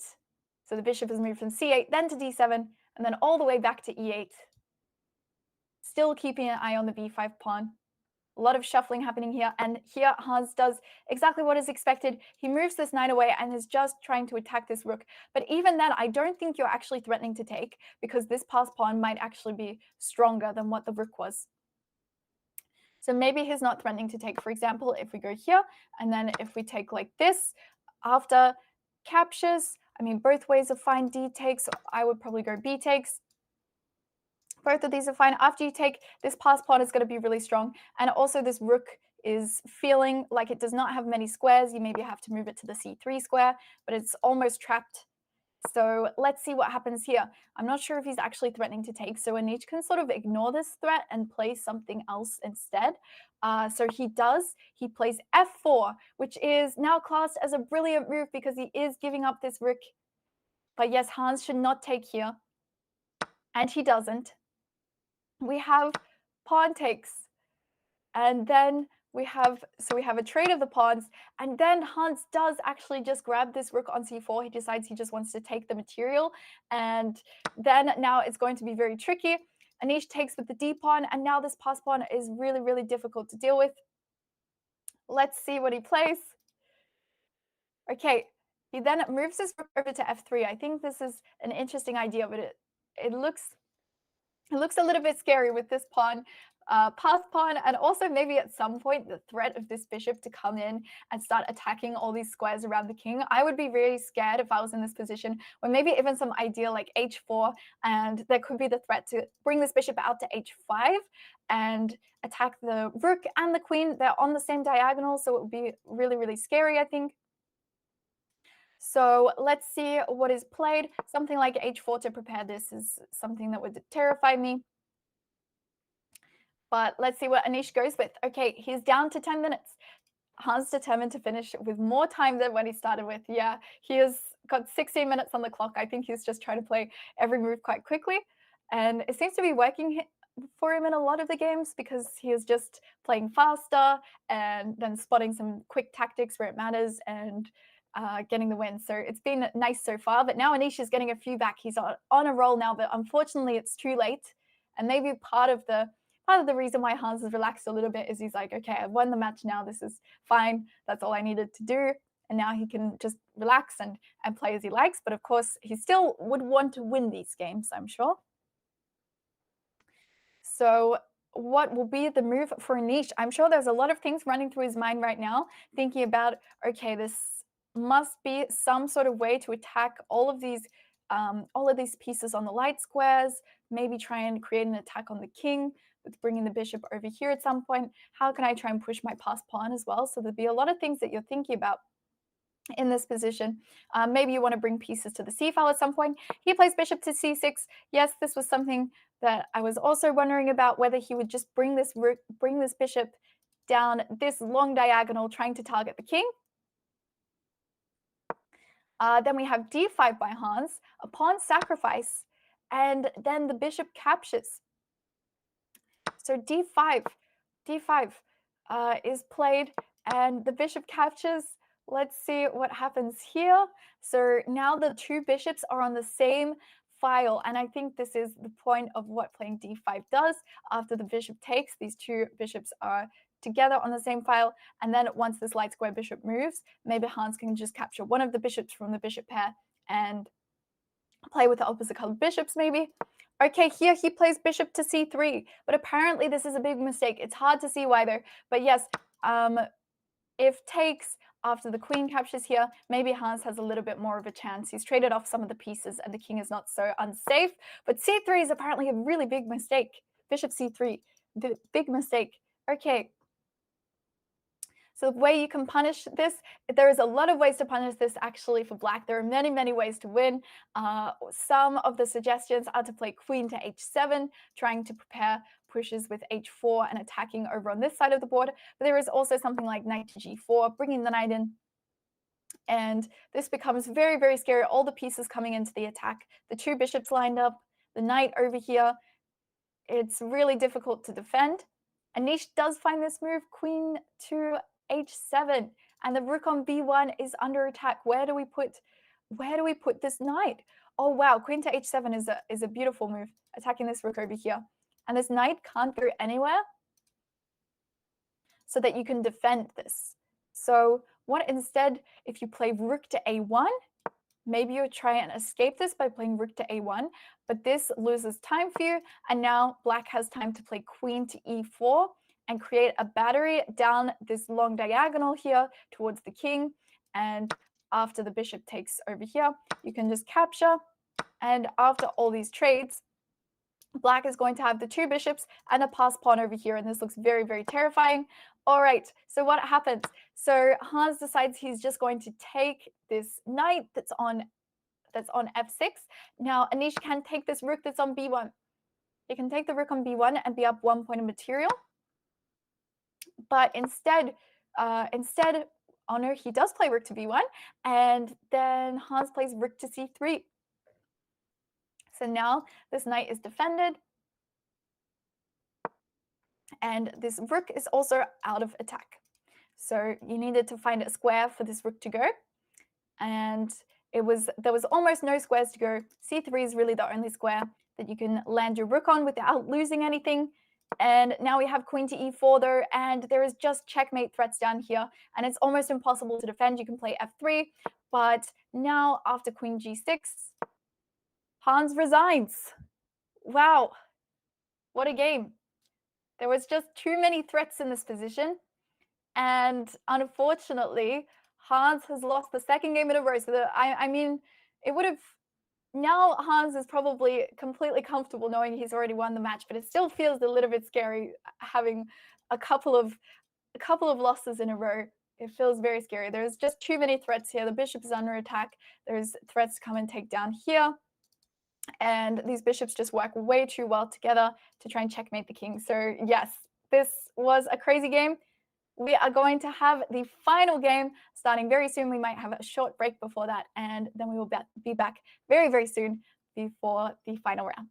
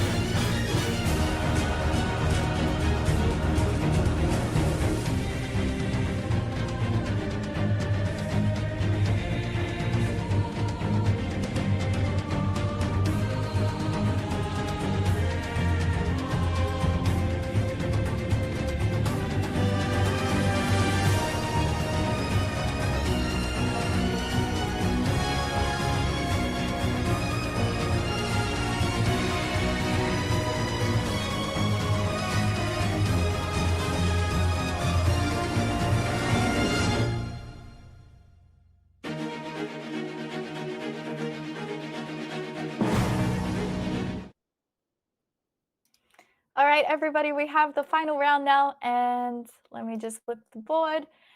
We have the final round. So we have another Berlin defense. We're getting this. Oh, but this one's a little bit different. Okay, so we are having a little bit of a difference from last one. I was about to just flick through the moves and assume we had the same game as just as we've had in the few last games, but we have d3 instead. Hans plays d6 and castles bishop to d7. Now this push with c4, g6 is played by Hans, knight to c3, and Hans brings his bishop out to g7, ready to castle over here with a fianchettoed bishop.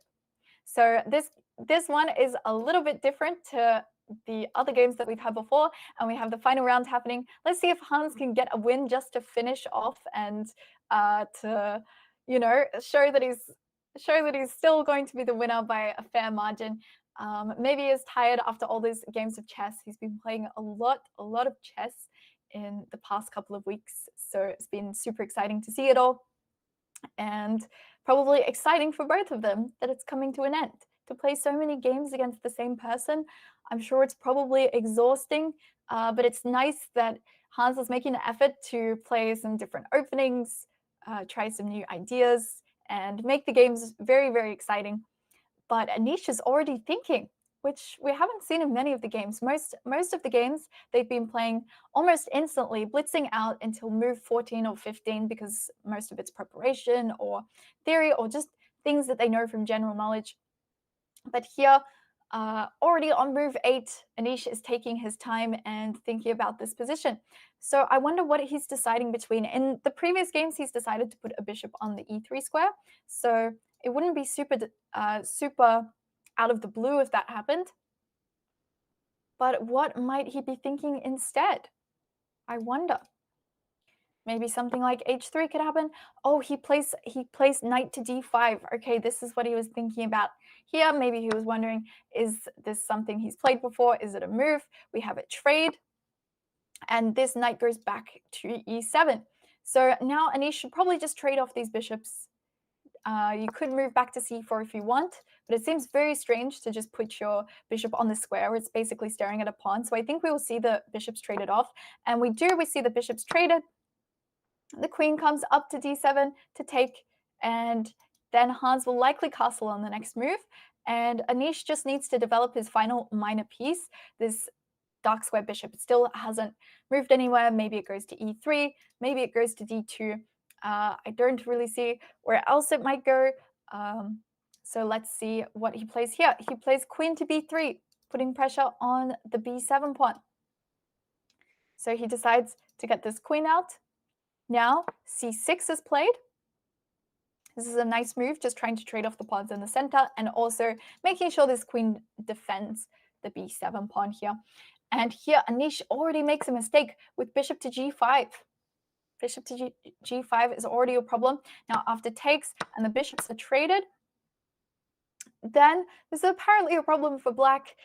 Apparently a problem for white, sorry, but I don't exactly see why. I think it is maybe just a small advantage in the fact that black is going to have the bishops and this pawn is going to be traded in the center. So he takes. He takes. Yes, maybe this will look very strange though. Having to capture back here. Actually, having to capture back here like this, it seems very strange. But maybe you can just take with the queen. Maybe with white you can just take with the queen here, and then it looks fine. Maybe Hans is just happy with this dark square bishop. But all right, let's see what actually happens on the board. We'll find out what exactly happens. We have king takes e7. Okay, king takes e7. Not something I would ever play, but you know what? I'm sure Hans has made the right decision here. That's crazy. The king comes up and it captures. Maybe he's decided there's enough pieces off the board that it's okay for the king to move out and capture over here. Oh my gosh, that's crazy. That's crazy. All right, not looking close enough. I'm not putting in the moves myself. They're just coming out physically. They're coming from the DGT board. So I'm just taking whatever is put on the DGT board. Okay, so we have queen takes d5, and then Hans plays queen to c6. And here there is offered the queen trade, but Anish does deny this and moves the queen back to b3. And then we have queen to b6. So Hans again is saying, how about we trade queens? Let's see what happens. Yeah, king a7, what a move. I mean, it's really not that dangerous in that position, but it definitely looks a little bit crazy, I I guess. All right. So what is going to happen here? They could just repeat. The queen can go back to d5, and we could just see a repetition like this. But I don't know if that will happen. Maybe Anish wants to get a win in the final round. Maybe Hans is also looking for a win in the final round. So let's see. Will he play this move here? I think that first, if he is thinking about repeating moves, he will take a fair amount of time before deciding whether he does. So the fact he is thinking so long makes me think, is he deciding whether to repeat moves or to do something else? But maybe there is something else that is on his mind. Maybe instead he wants to bring a rook to the c file, play a simple move like h3. There are plenty of moves that you could decide between. But let's see whether he repeats or keeps the game going for an exciting final round. Now, I have received word that Hans will possibly be coming on for an interview at the end of this round. So if anybody is thinking about questions you want to ask Hans, then please have those prepared, have those ready, like try and make them good questions. So if anybody has any questions, then feel free to get those ready for when he is maybe coming on for an interview. But that will be in a little while from now after the round. So, all right. Let's see what happens right now. Anish using a fair bit of time. Still making his decision here about what to do. Okay, I'm going to see how they're looking on the cameras. Okay. He seems to be deep in thought. I'm not sure if we're going to see a move anytime soon. He's really, really thinking in this position. So it might be a while before we see a move from Anish. He's settled down, not holding the hand ready to make a move at all. Yeah, so any questions? Just keep those in mind for when he comes on later. Okay. Oh, we have a move. He plays queen to a3. He's not looking to repeat. He's looking to play. And this is what we like to see in a final round of a chess tournament. It's very easy to just repeat moves and say, okay, we'll just take a draw for the final one. But all right, he goes queen to a3, now queen a6. And Hans is still saying, let's just trade queens, still initiating that queen trade. And Anish can go back over here again, and then maybe it becomes a repetition, but instead he trades. He trades off the queens. So now Hans has some double pawns, but it's really not that much of a worry because he can just start bringing his rooks to the open files and start attacking over there. So the double pawns aren't really too much to worry about. So we will get an endgame here. There's still a lot to play for in this game. Neither player is just looking for the draw. Well, maybe Hans is looking for the draw, but Anish is not. He wants to play on this final round, despite his reputation of liking to have draws a lot. He's not looking for one in this one. All right. So it is now Anish's turn to make a move again. Let me just refresh the board so this is all coming through. All right, so you probably want to try and control the c files. Yep, so he brings a rook out here, and then Hans also brings his rook to the c file. So this is the only open file on the board that has absolutely no pawns on it. The b file is semi-open, but the rooks should really be on this open file here. So both are looking to try and control that. Anish decides to take this opportunity to reroute his knight. It can go up to the c4 square, where it will be very strong. So you can control this, but bishop h6 is on the board. Very nice. And now we have a trade. The rooks are traded off, and then knight c4 happens. King e6, they're playing super fast now. Both playing really, really fast. Hans, with 17 minutes on the clock, he is basically just playing all moves absolutely instantly, whereas Anish is using a bit more time because he's really thinking, okay, this is the final round. I want to make sure this is a good one for the last one. But Hans is like, okay, this is done now. I just want to finish the game and chill. All right, Anish starts to bring the king out. Now we have the pawn pushing forward. We have a trade of pawns. Maybe Hans will look to try and target this pawn that's on the d file. Anish plays king to e2. Now the kings are becoming active, but Hans definitely has the more active king. This king on d5. I mean, maybe it benefited him a lot earlier. Benefited him. I can't speak a lot earlier on to take with the king on e7 because now his king is super strong in the middle of the board here. So here we have f3. We have this move here, and now let's see what Hans goes for next. This knight is in a really great position though. Okay, he walks the king all the way up to d4. But yeah, I was trying to say this knight is in a really nice position because none of Hans's pawns can kick it away ever. So it'll forever be on this really strong square in the middle of the board. A very, very nice knight. But now Hans is going king first and launching the attack against the d3 pawn and basically trying to control as much of the board as he can using the bishop and the king and the rook. And yeah, it's just really nice for him right now. Anish needs to play on defense a little bit, which is going to be the harder way to play. So let's see whether Anish can defend this. I mean, there is really not a huge way to create a big attack, but as we've seen before in the previous games, things that looked like draws weren't always exactly draws. Yeah, this king on d4 is just super cool. It's super strong. And you can't really ever move this knight away because then the rook is infiltrating. You can't bring a rook to c1 because the bishop controls this square. And the king can never get more active by going to these squares either. So this bishop on h6 is really, really great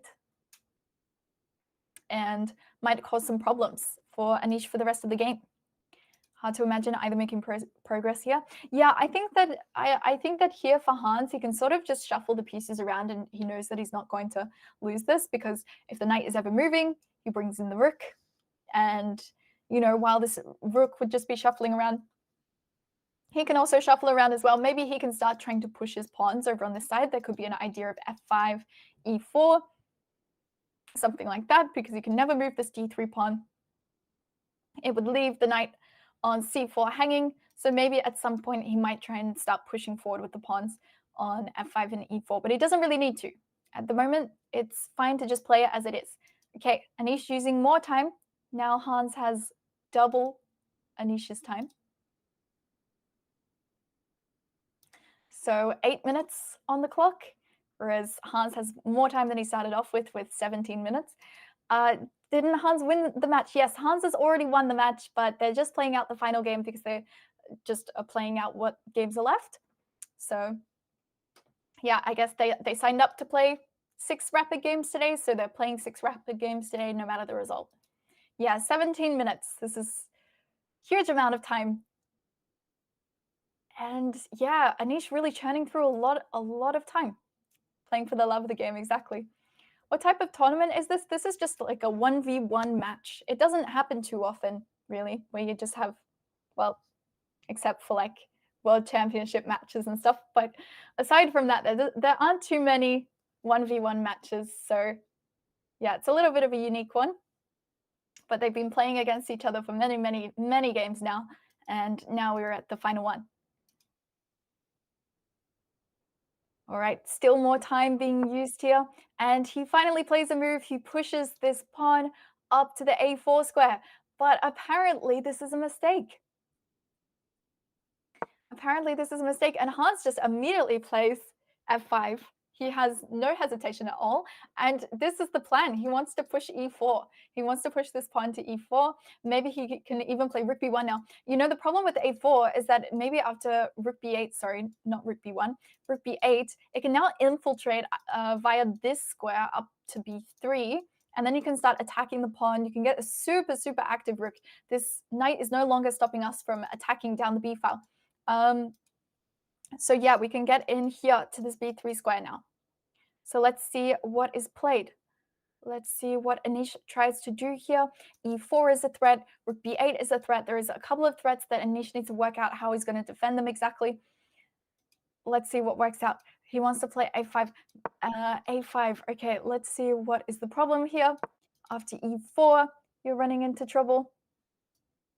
Okay, maybe you're thinking rook a4, but it's too late for this now because the pawn has already gone here and it's ready to take up here. So it's too late to play anything like this. You're ready to capture and then just take up here after black moves. So lots of problems here with e4 coming on the next move potentially.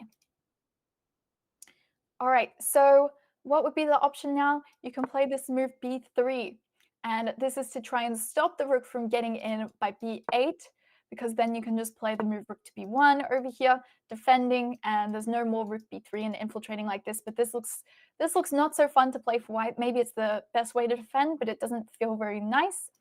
Anish decides to go for rook a3, defending the pawn with the rook here. Let's see. So there's options. He could go for this e4 plan or could go for the rook b8 plan. There's two plans that seem to be working quite... Oh my gosh. Sorry, my camera. Sorry. Okay. Just a moment.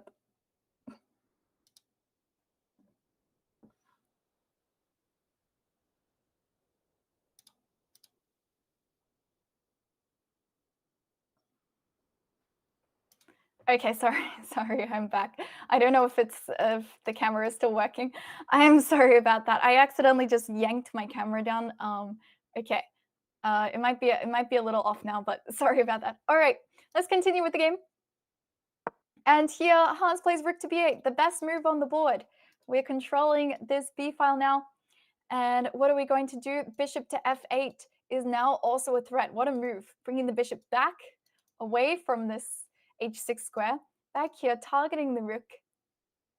And then after this, the rook can then come up to the b3 square and target the pawn. So after we've kicked it away, of course, first, from defending on a3.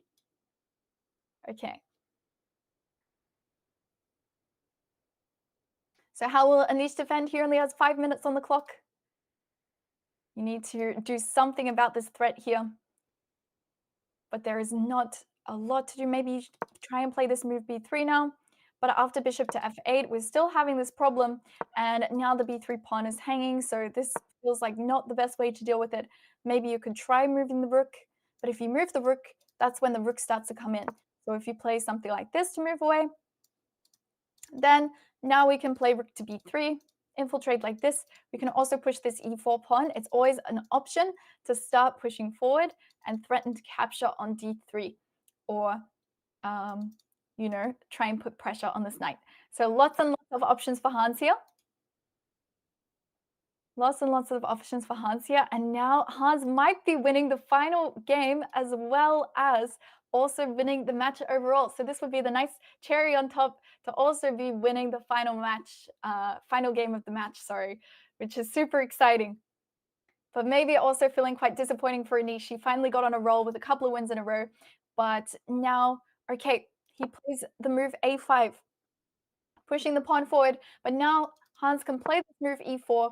He can push forward straight away. And then you have some problems here. If you're taking like this, Hans will just capture back. And again, you can't take here because of the knight on c4. And if you just ignore it, you play something like h4, then you can just take with check over here. And after the rook takes, the knight is going to be under attack. So big problems. I'll quickly show you what's happening. We do have this happening on the board, but instead Anish plays rook to a4. But here still, e takes d3 is possible. We have check, the king takes, and then king to d5. What a move, stepping out of the way of any revealed checks over here. And now Hans has a pawn that's very close to promoting. The bishop is controlling all of the squares around the king. So there is a lot of ideas of checkmate threats, and also just the idea to maybe push this pawn all the way to the very end. So king d5, what a great move. What will Anish do? He plays king to e1, moving the king away. Now, will the rook come in and give a check and infiltrate this way? Maybe this is what will happen. Hans was still 17 minutes left to go, so more time than he started, with Anish only on 4 minutes. This is a very exciting way to end the last game. Let's see, rook to e8 is played with the check, and then it comes in. The rook comes in, and g2 is under attack. All of the pawns are under attack here, and it is not looking good at all. And here, Anish resigns the final game, and Hans is the champion and also wins the final game. So that's awesome. All right, so as I said, yeah, that's a big finish to the match and really, really nice endgame by Hans. It was a very classy endgame. So yes, remember Hans will be coming on for an interview. I think we will confirm this one. We will confirm this one for sure, but Hans will probably be coming on for an interview to talk to you guys about any of your questions that you have and also about his experience in the match. So feel free to save any questions that you have about the match for when he is coming on soon, and make sure you think of some of those if you have any. So we'll see you guys soon, and thank you so much for watching.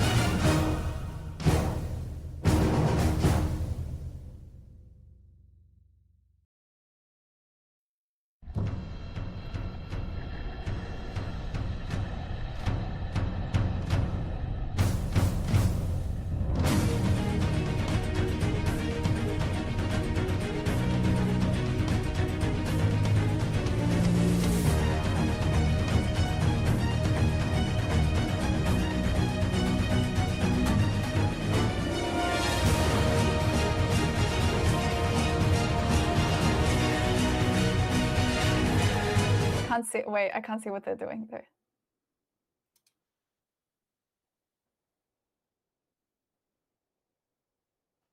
Okay, oh. Okay.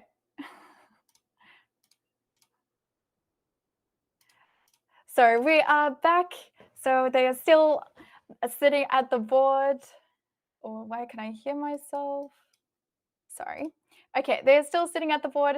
So we are just waiting for them to open up some presents, I think. I don't know what these are, but before he comes on for an interview, I think maybe people in chat would be interested to see what's happening in the tournament hall right now. So I guess I don't know what they're getting. Okay. I have to like go full screen to see what this is. Well, Anish looks very happy about it. I'm not sure what this is, but Anish looks very happy. Hans looks a little confused. Okay, what is this? Is this something we should know about? Oh, it's a large chess piece. Or is it a trophy? I think that looks too big to be a chess piece. Or maybe it's some sort of ornament or something like that. Okay.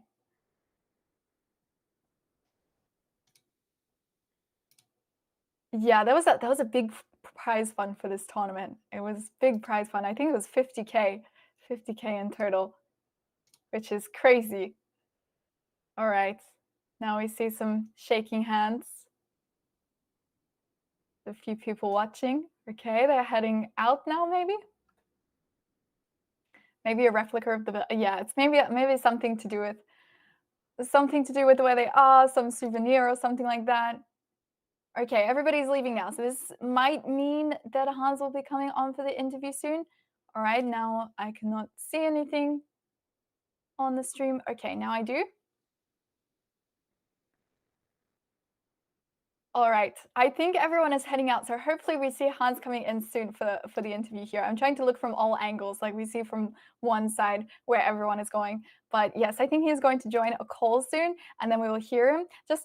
Because we've had some issues with the connection and with all the audio and stuff, we might just talk with audio. I don't know whether we'll have either of our cameras. Maybe we will see how it goes. Try and at least get him on the call and ask a few questions about what's happening. Is this your question for Hans? Did they just leave the wrapping paper? Yeah, you can make all your questions about the gift. I guess this can be added to one of the interview questions. But yes, please make sure that if you do have questions, that you do let me know. Yes, that's a good question. Ask you about the Paris games as well. That might be interesting to ask. I think he has a few upcoming tournaments as well. He is going to London soon.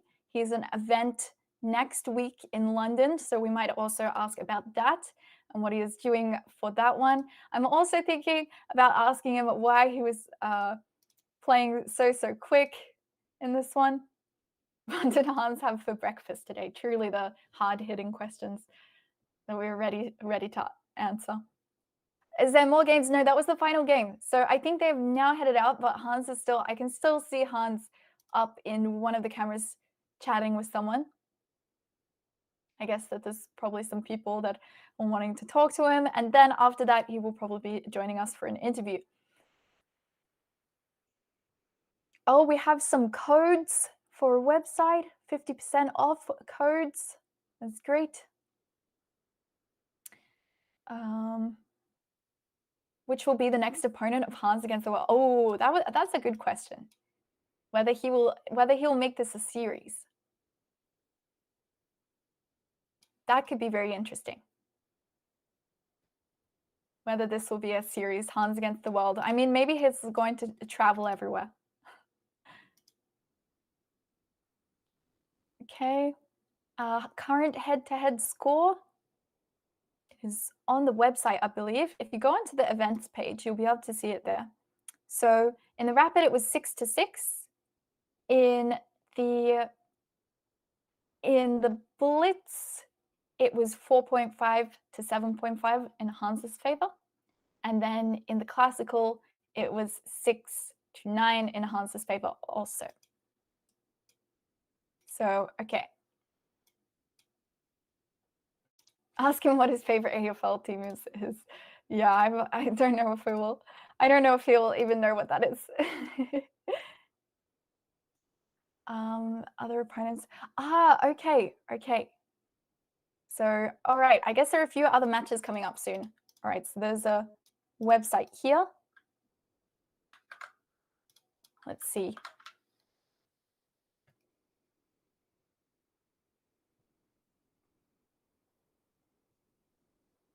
Okay, so, oh my gosh. In 3 days, he is playing a tournament in London. It's going to be 4 days. And then after that, on the 20th of August, he's playing in France. So he's playing a set of 3 tournaments. So yeah, I don't know how he does this, where he just plays back-to-back tournaments like this. It's absolutely crazy. Yes, thank you for watching, Lawrence. His jet lag must be wild. Yeah, I know. I can't imagine that, going and traveling to a different country and then having to play chess all day for a week or something like that. I imagine if you get sick, it would be a terrible experience. Are they all the same 5-day format? Oh yes, yes, you're right. You're right. You're right. Yes, this is I'll admit I hadn't looked at this before, but this is very exciting to see. You went from Melbourne to Perth. Yeah, even in the same country, it can be difficult with jet lag. Yeah, but I imagine with traveling so much and playing chess for so many hours each day, playing big matches like this, I'm sure it wouldn't be crazy if you got sick from that. But what a match. I think so the rest of his tournaments, Anish might have been his strongest. Anish might be the strongest opponent, right? So he has 2 more opponents to play, and I think Anish was given the slight favorite in this match, but Hans managed to win this one, so it's looking really good for the future ones. Yeah, it's looking really good for the rest of the ones. What's his favorite chess YouTuber? I mean, he might answer himself. Okay, so who are the other opponents? You can check it out here. This is where you can see everything. So you go to this page, and then it's showing you all the upcoming tournaments that are going to be happening. So he has 2 more opponents, but I think Anish must be the highest rated out of all of them. Like Anish is number 14 or something in the world. Can't find it. Yeah, maybe they set it up just a couple of days before. I guess that's a question. There's a question for Hans. Hi. No worries, Disney. Yeah, I will ask him this. I will ask him this if he is getting on for the interview. Okay. But I don't know how long it will be. He seems to be in this conversation with these other 2 people. I don't know how long it would take. But I guess we will find out. Oh, okay. That might be it. Okay, he might be on his way. Yay! I mean, it's very nice of him that he's, like, sticking around and talking to the people. I imagine that a lot of chess players would just be like, "All right, I gotta get out of here after the tournament. I just have to leave and go," but he's sticking around after such a long match and talking with people and being friendly, which is nice. Yeah, no, I hadn't really heard of the other 2 opponents either. I'm not sure if it's just because I'm not too educated in some of the chess players, but yeah. Yeah, that's nice. All right, so I assume he's gonna be calling from his phone. Well, I've never please make the camera big instead of yeah, so once Hans gets onto the call, we'll work out whether we can get a camera, going for him. And then if we can, if we can't get a camera going for him, then we'll just get the audio, but hopefully that will work. But yes, if they can do his camera instead of my camera, that would be good, I guess. Both his future opponents have been 2700 plus, but they're maybe like in 2600 level now. Okay, so still very, very, very strong opponents. So it's not going to be easy by any means, but yeah, Anish was at his current strength, the strongest out of the 3 players. Camera, yeah, at the camera, if the camera is here, it's going to be nice and big so you guys can see what's going on. Okay, Hans is joining now, we've heard. All right, great, great, great. We have Hans joining the call.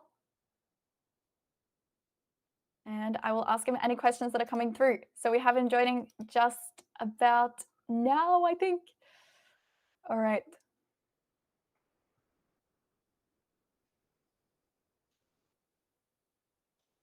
I'm waiting.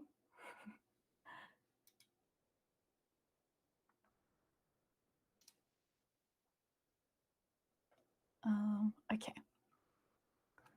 We're still waiting, but he's going to be here very, very soon. Very, very soon. It's just going to be a little bit of a moment. I'm sorry, I'm not very good at stalling, but yeah, chat can still keep some questions coming through. I'll try and check what YouTube chat is saying too also. Okay. Someone wants to know about his fast play. All right. Yes, I'll try and ask for more questions. Yes, more questions. More. I need more questions. I don't know how many I'm going to be asking. I'll ask him like rapid fire questions. Should check. Oh, is it also streaming on Giri's channel?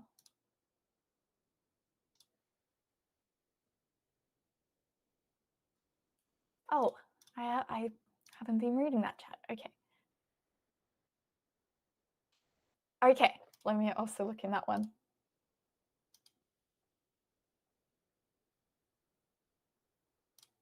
Yes, I'll also check on Anish Giri's YouTube just so that we are getting questions from every chat. Okay. Let's see. I'm not noting down. I'm noting them down mentally. You just need to keep asking them just in case. All right. Yes, I see this. Oh, I hear myself, sorry. Okay, there we go. I have this chat also. All right. I'm now reading all the chats all at once. Okay.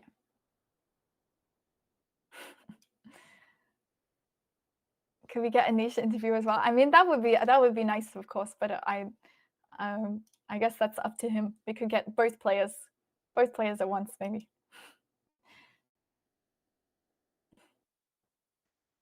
Yeah. Wait, where is he? Oh, there he is. He's just sitting there, like chilling. I didn't notice he was still just sitting there. Okay.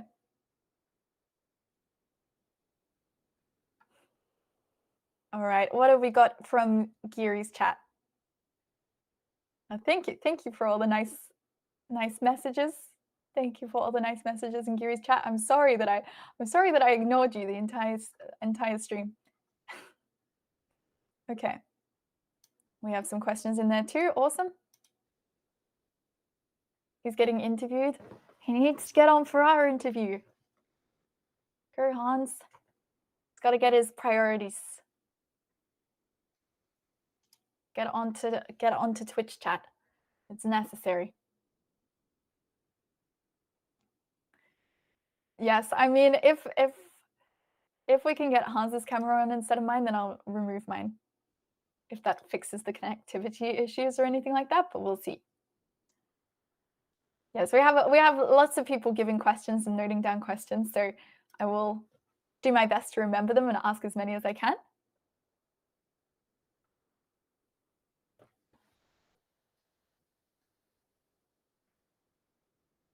What are your thoughts about such decisive wins against such top players? I mean, it must feel nice, right? It must feel great.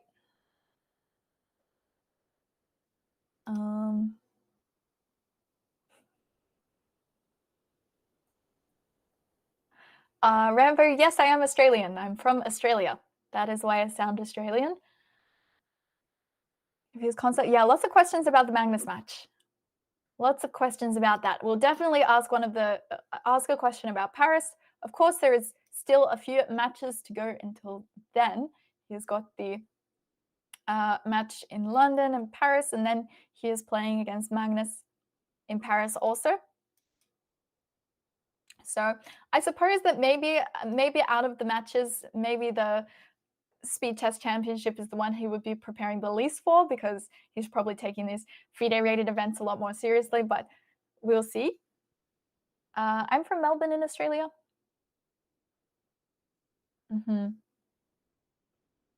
Was his strat for the clock during the game? So it seemed like he was just playing as quickly as possible, basically. But he might have just been super comfortable with how the positions were and stuff. Okay. Let's see. Okay. I received a full list of questions. That's great. Many, many questions.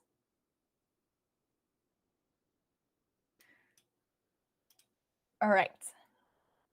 He's apparently doing an interview right now. He's doing a quick interview, and then he will be on the stream with us. So it's apparently a very, very quick one. You're also from Australia? That's awesome.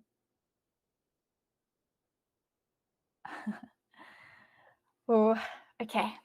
Yeah, that's what he's doing over there. I guess that's who he's talking to over there. He's taking a quick interview.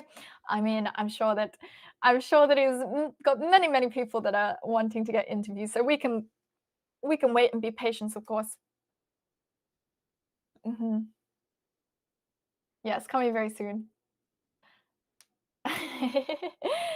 Yeah. Sometimes the quick interviews are not so quick, but I think this one is going to be a relatively quick one. Then maybe when it hops onto the call with us, maybe it won't be super quick.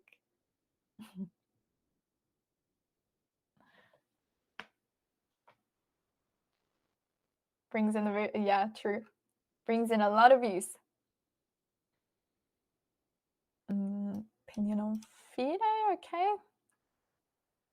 I think there's only going to be a certain number of questions we'll be able to get through. So I'll try and find the ones that I feel are useful. But if people are sending them also in the chat, maybe he'll also be reading the chat.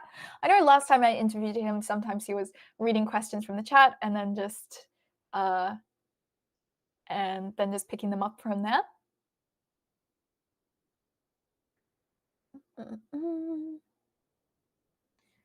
Yeah, I mean, you can maybe, if you guys haven't had your questions asked by me, feel free to just send them also in the chat, and yeah, maybe he will respond them.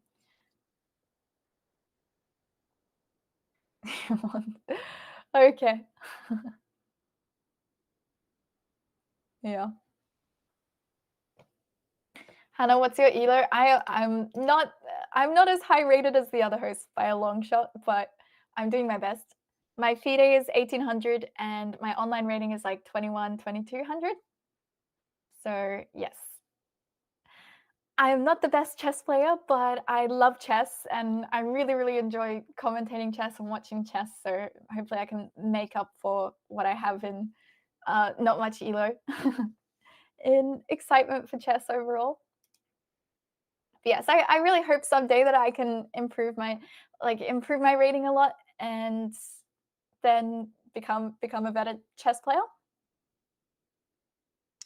Do you have any events coming up? I haven't exactly decided some yet. I know I'll be playing in there's a big tournament with Australia and some of the surrounding islands called the Oceania Zonal. So that's one I'm definitely gonna play in, but it's still some months away.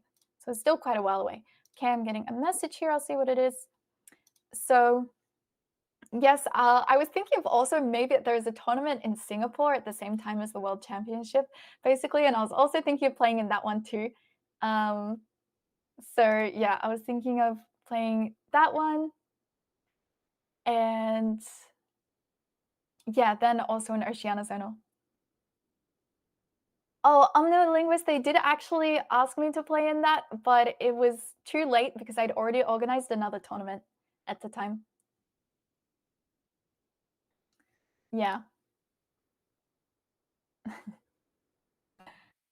Yeah, but definitely, definitely, if I were to commentate for some of the stuff in future, it would be super great to go as like have a co-commentator that is maybe a bit stronger, so that I can just, you know, talk through things with them and ask them questions and that sort of thing. What else was there to say? Yes, thank you for all the nice positive comments. Falafel says, "Did Hans win or lose? He won. He won this tournament today." Um, have I played the Bretas? I've played Andrea, but I haven't played Alex yet. I played Andrea in a Blitz match a while back, but yeah, I haven't played Alexandra yet. Thank you, thank you. Thank you, No Spicy. Are you taller than a kangaroo? Depends on the kangaroo. All right. What's my connection with Hans? I've never met him personally, but it was a while back. I commentated for him last year in September when he was playing the US Championship. So he was just asking of streamers that can maybe commentate for his stream. And I think somebody suggested me, and then his manager reached out to me and asked if I wanted to commentate. So that's how I know him, I guess. But no, I don't know him personally, and I've never met him in real life. But yeah. Yeah, that was a long time ago. I was thinking, oh, it's kind of recently, but it was actually a full year ago that I did commentary last time for Hans. But it's always fun. It's always very fun. Time zones match up. Yes, last time I was commentating for Hans, I started the rounds at 1 a.m. and then would finish commentating at like 6 a.m. And I was so, by the end of the round, I was so, so tired. I was drinking coffee at 2 in the morning, trying to stay up to commentate. This time it was actually a very, very nice time. It was only 7 p.m. in Australia when it started. So it's a lot more chill, which is good. Well, being a manager would be stressful. I can imagine. Maybe it would be nice. Wait, what is this? Just checking all the chats, seeing what's going on. Oh yes, it's winter in Australia, so that's good. Rails plenty hello from Anish Giri's chat. Welcome. I'm trying to read all of the chats. I'm doing my best. It's like on 3 screens at once. It's a lot. Okay. Oh, no, it's okay. I think we'll just wait until Hans comes on, hopefully soon. I think, yeah. I think, unfortunately, well, not unfortunately, especially when you're winning a lot of stuff. When you're winning the tournament, everybody wants to talk to you. They want to make interviews and that sort of thing. If you lose the match, maybe you get out of there quickly because everyone wants to let you have your piece. But if you win the match, then everybody wants to chat with you, interview you, speak about this. So yeah. Okay. Oh, thank you for the raid on Twitch from Jack Sarkisian. Welcome, welcome. Hello. Shout out to, can I do this? Shout out to Jack. Oh, do we not have a command? What is first and second prize? So, okay. It was a $35,000 prize for first place, I believe, and 15,000 for the participating. Oh my gosh. Okay, I can't speak today, but okay. There we go. We have a shout out. Oh, okay. Here's coming. Yay! Hello. Welcome. Congratulations on the win. Hi, thank you. Thank you. So, how are you feeling right now with the win today? I'm really tired. I have like a headache. I feel super sick.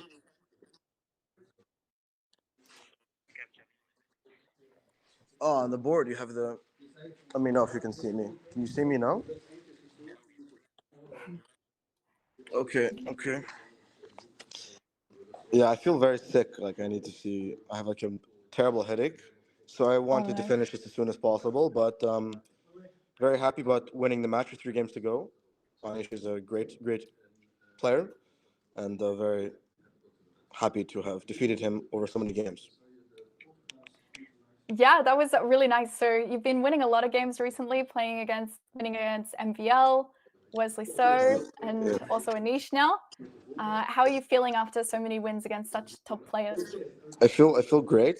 Um, I hope it continues. We've got two more matches in the series, so I'm very optimistic for the future as always. But it's nice when the results come, Hmm. because sometimes you train and you work for a long period, and the results don't come. But sometimes they just all come one after the other. So this has been a very good 2 weeks, or even Hmm. string of tournaments.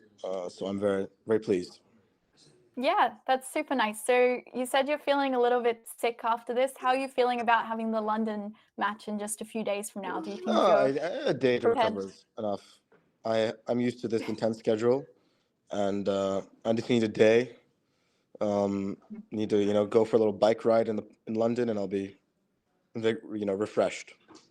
Okay, that's great. So you just need a day and then you're fine again. So what are the things that you're going to do to prepare for the next match, or have you already got that all I will done? just sleep. I'll just sleep and enjoy my favorite city. And I'm sure that the chess pieces will guide me for the rest. Amazing. So how are you planning on spending the rest of the time in the Netherlands? I will just maybe have another kebab. It's quite good here, and then I will just I don't know, sleep, pack. Okay, nice. And somebody asks if you would consider moving to the Netherlands as well. I don't know. I kind of like London, but I do. It's nice to be back in Utrecht. Um, Mhm. it's a bit nostalgic, so I like it. But I don't think I would live in the Netherlands, unfortunately. I need a Okay. bit more action, Okay. bit more vibrant. It's You vibrant. like the bigger city, like, Yeah, you know? I like to live in like a very big city. Okay, Um, that's fair enough.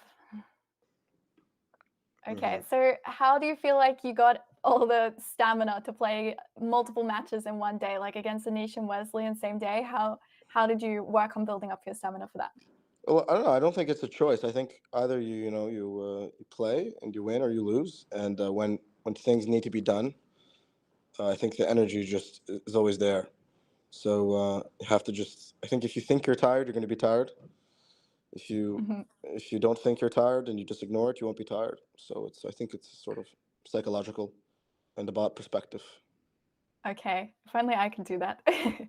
um, but also, people were asking about your match in Paris with Magnus. How are you feeling about that one, or is that just too far away out of your mind? I think I'll finish the two matches, and then I'll think about that. I don't know. I'm playing. I feel like really confident because I beat like Wesley and Wesley sort of more convincingly than MBL. But I feel quite good. Uh, just at least I'll have like 10 days to rest, so that'll be really important. So I'm glad that I had a match against Nihal scheduled. Mhm. So that actually canceled for other reasons, but I'm glad that it was canceled, so I have more time to rest. So I'm sure that I'll be ready for Okay. that. And Yeah, it's it's probably nice that it's in nice to clear Paris. up your schedule. It's nice Yeah. that it's in Paris, so I don't have to travel much. So it's convenient location. Okay, nice. And talking about the match itself, we noticed that pretty much in all of the games you had basically more time than when you started with. You're playing everything instantly. Why was that? What was the reasoning behind the time management? I just have a really bad headache, so I wanted to leave. So I wanted to get Okay. over it as quickly as possible. So yeah, that was my strategy. Just to trust my Well, it seemed intuition. out. Yeah, it seemed to work out well for you. Okay, that's nice. Okay, I'll see if there's any more questions from chat also. Um, okay, sorry, I'm looking at chat. No worries.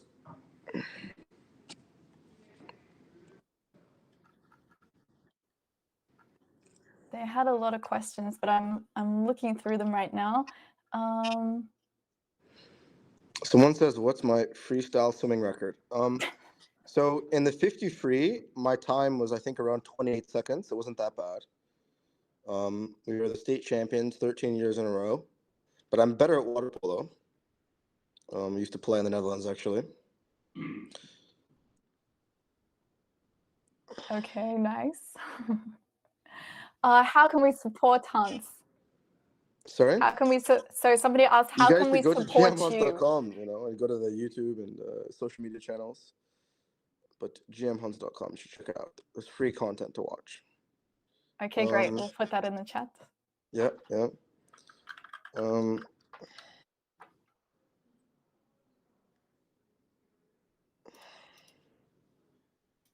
People are asking if you will train with Kramnik. Is this something you were wanting to do? Kramnik's a great player, so any opportunity to learn from him would be an honor. Okay, nice.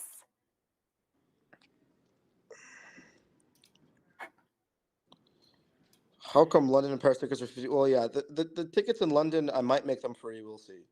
We'll see. I'm feeling quite democratic, so I might make the tickets free in London and Paris. We'll see. We'll see. Okay, yes. Did you feel confident going into the final match today with the I had rapid a pretty match? big margin, like a 3-game margin. I felt like I had really pretty good chances. So I you're wasn't too basically worried. thinking like, As long as you get a couple of wins, it's I fine. thought it was like a 90% chance after with a 6-point lead. But okay, that's great. Yeah, it was a super convincing match, and we were all so excited to watch you win so many games and play super well. Even though you said you weren't at your best today, you still played super amazingly. If you want to answer any more questions from the chat, you're welcome to, but we can would also I let accept a you go rematch? rest. Well, I think that the main purpose is I'm going to continue going up the rating list. So I'm playing these 2 matches against Vitugov and Bukro, who are very strong players, but not like top players. But after that, I continue just to challenge the highest rated player that will accept my challenge. So that's what I plan on doing. Who would be your like dream opponent to have for one of these matches? Well, I think anyone who has a high rating and anyone who's the best player in the world. So I'll just play against everyone. Anyone in the top 10, and I think I can beat them in this format. Okay, Anish, his rating dropped quite a bit, but I think he was number 5 in the world like earlier this year. So he's a very good player.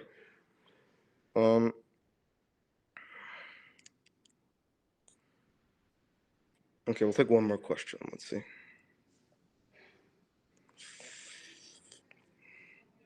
Do you think I'm ready for a world title classical? I probably need a bit more time, but Rapid and Blitz, I think I'm ready.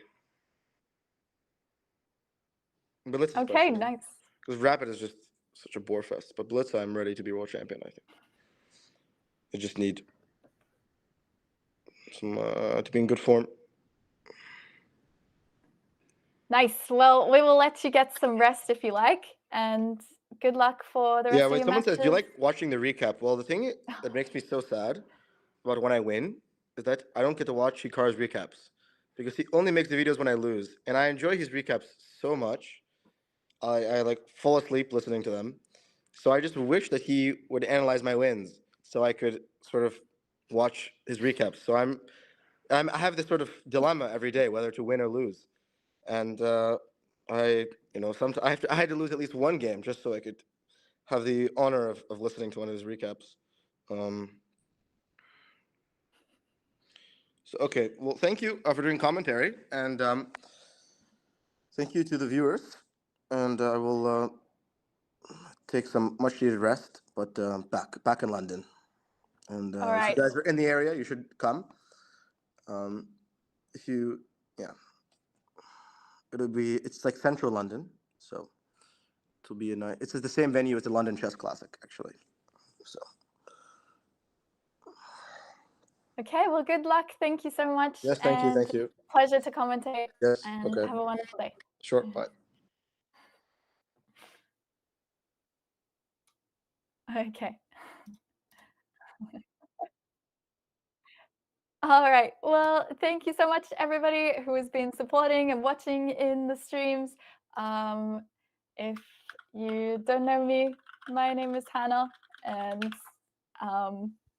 thank you so much, everybody, for watching from YouTube and from Twitch, and also from Anish's chat, of course, as well. It was a super exciting match, and it was honestly an honor to commentate today. I had so much fun. So Have a great day, everybody.